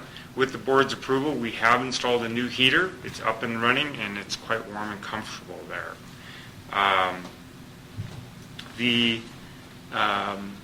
tank cleaning project, these are the water storage tanks, and on this picture, you'll see the last time anyone was actually in the tanks, and that was 1996 when they were being constructed, and you can see that good-looking boy up there was in it. They have been cleaned. It has been a different situation now. This all changed on September 23rd when members from LiquidVision inspected both of the water storage tanks.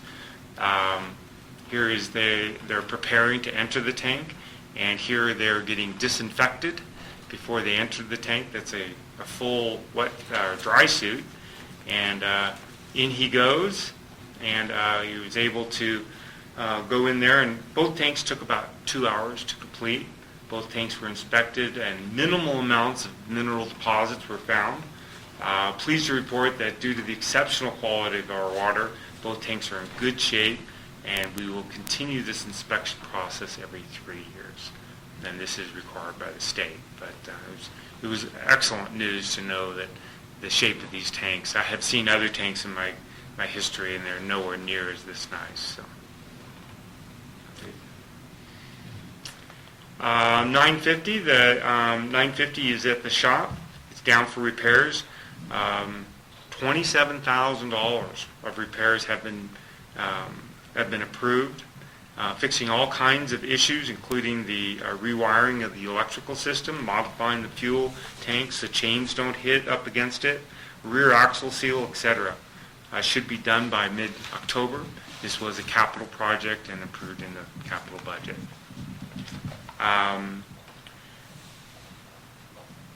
District staff and President Epstein are working on an annual report for fiscal year 2016. This report will give a snapshot of the district's performance for the year, a general overview that we would like to continue on annually. A final draft will be distributed prior to the end of the month, and we hope that for board approval at our November meeting. So you'll see that before the end of this month, and then we'll have it for general discussion in November. District had 3 to 6 trees threatening the out valley line. We had the U.S. Forest Service mark these trees out and hired Richard Stevens to remove these. He did a great job, and we will use him in the future. And you can see in the picture the dead trees standing here, and that's our power line. That's KM Green is sitting right here. So you can see that they were fairly close to the power line. And here's a few trees. If you can see the power line, then they're once again with the orange ball on it, and he's cutting trees in a good direction to the other side of them as they removed these trees and got them out of the forest. Overall, the forest in that area looks to be in extremely good health compared to what's down at lower elevations. I have word from Rick Hopkins from the U.S. Forest Service that they will be doing prescribed burns in this area over the next several years. I'm to meet with him to discuss what actually that means and what the process is going to be. This is over and above the Caples Lake Restoration Project that's still ongoing. They'll continue on that as well. But this is actually in the area that we were just looking at. They'll have some prescribed burns in that area.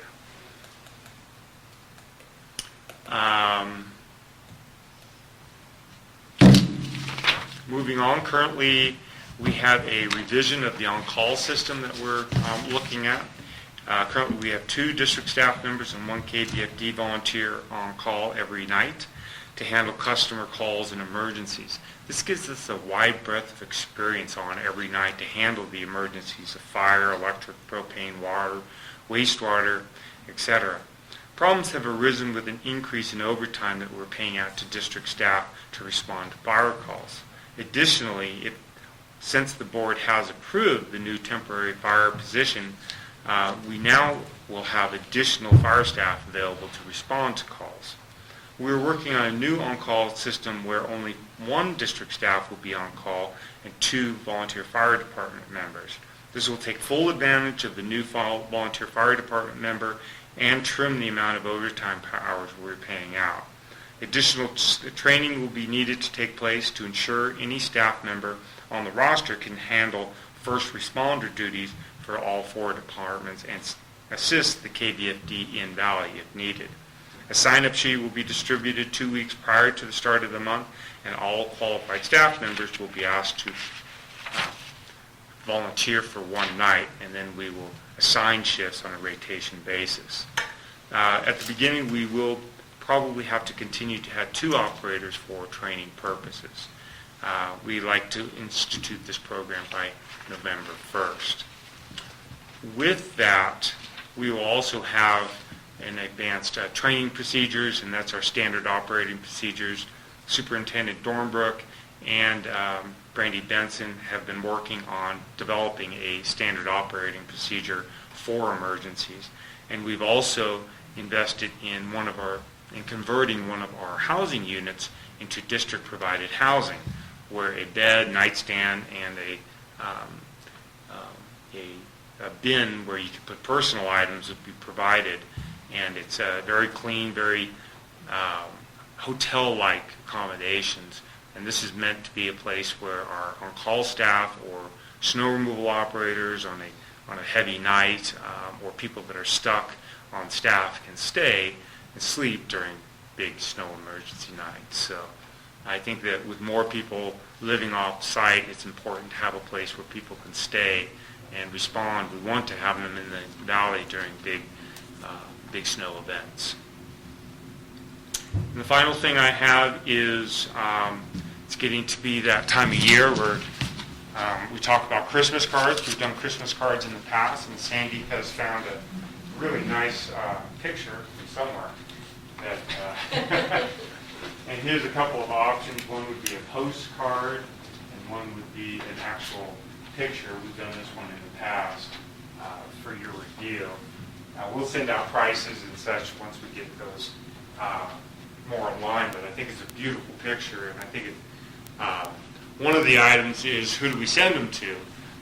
In the past, I think we send them to vendors, shareholders, people like that.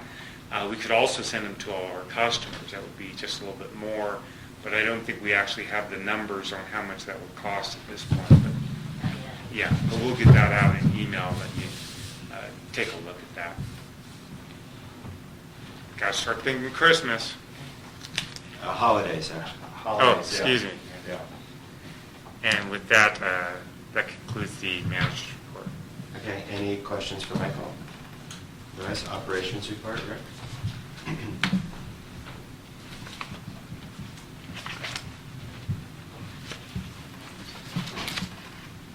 So I believe Michael covered most of operations in his manager's report, but I will flag a couple of things. For water operations, again, our wells are doing really well. We've definitely seeing the use of irrigation this year versus last year, but aquifer levels are pretty much on par for last year for September with well 4.5 at 164. As we've reported before, well 2, which is a fairly shallow well, is slipping a little bit. It was at 120 or 25 feet static at the beginning of the pump run at the beginning of the month, and then at the end of the month it drops down to 23, 24 feet, which is consistent with what we've seen in years past. The other thing is the run time for the pump. Typically, you can pump in the wintertime when lots of volume of water, we can pump the pump all day long. Now we're noticing the pump time is starting to reduce. But our goal here is not to cavitate the pump and make sure we don't lose it. As for water, that's about it. Other than tank cleaning, which is a huge project. Wastewater, we're always chasing problems in the plant. The notable problems right now are the anoxic mixer number 1, a digest blower, and as well as a recirc pump. All these are Tesco control issues that we're reaching out to them to get resolved. But all in all, the plant's running really well. The other issue that we have with the wastewater treatment plant, or with the system itself, is that we've got a small leak at our E-slip pump. And we have a consultant coming out, I think today, Mark Frederick, to take a look at that for us. I think it's a simple seal repair, but we'll be able to report to the board at the next meeting on that. And then finally, as you can imagine, staff is preparing for winter with our fall project list. All the irrigation meters have been turned off for this season. We'll provide one more opportunity for the community to chip, principal space chippings. The 23rd of this month will be the last day that we'll do that, and then we'll switch back to all snow removal with our equipment. And then talking with Brandy's crew, they'll be doing one more propane patrol inspection of the system, and then of course it's going to be snow staking and getting ready for winter. So that concludes my operations report, unless there's any questions. Sir. Thank you. Okay, update from standing committees. Start with finance. Is there anything to report? Well, the main topic was the audit that we discussed, but there were just several other things. One is that Michael updated us on sort of the process for considering increases in the base rates and making base rates consistent with the electric and propane, the Prop 218 process for that. This is all, it's in our budget, so we need to decide really what we're going to do. And then line of credit, still working on increasing line of credit to $500,000 from the current $250,000 without having to put up any cash to do that. Okay, good. Operations. We covered it. Okay, the IT committee, we focused on the snow removal, and then also making sure that we finish our plan to have that every system we have has a backup plan and is managed, and we know what we do in event of a problem. So that's in process. We're also considering some possible changes where we might have underground conduit. It might be feasible between the 3 buildings here, and then at that point we could relook at wiring them together to potentially save some money and strengthen security. So we thought those were the items. Planning committee? The major topic was the survey, which we've covered, and the fire plan. But one thing we did ask Doug if he would agree to be on the committee, and so I think that we're nomination and our approval maybe on next month's consent calendar. Mm-hmm. Okay, that'd be great.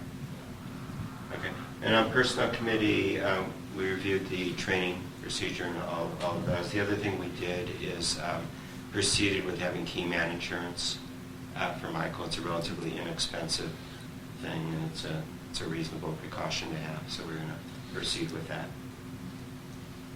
And with that, we're ready for item 12, general discussion.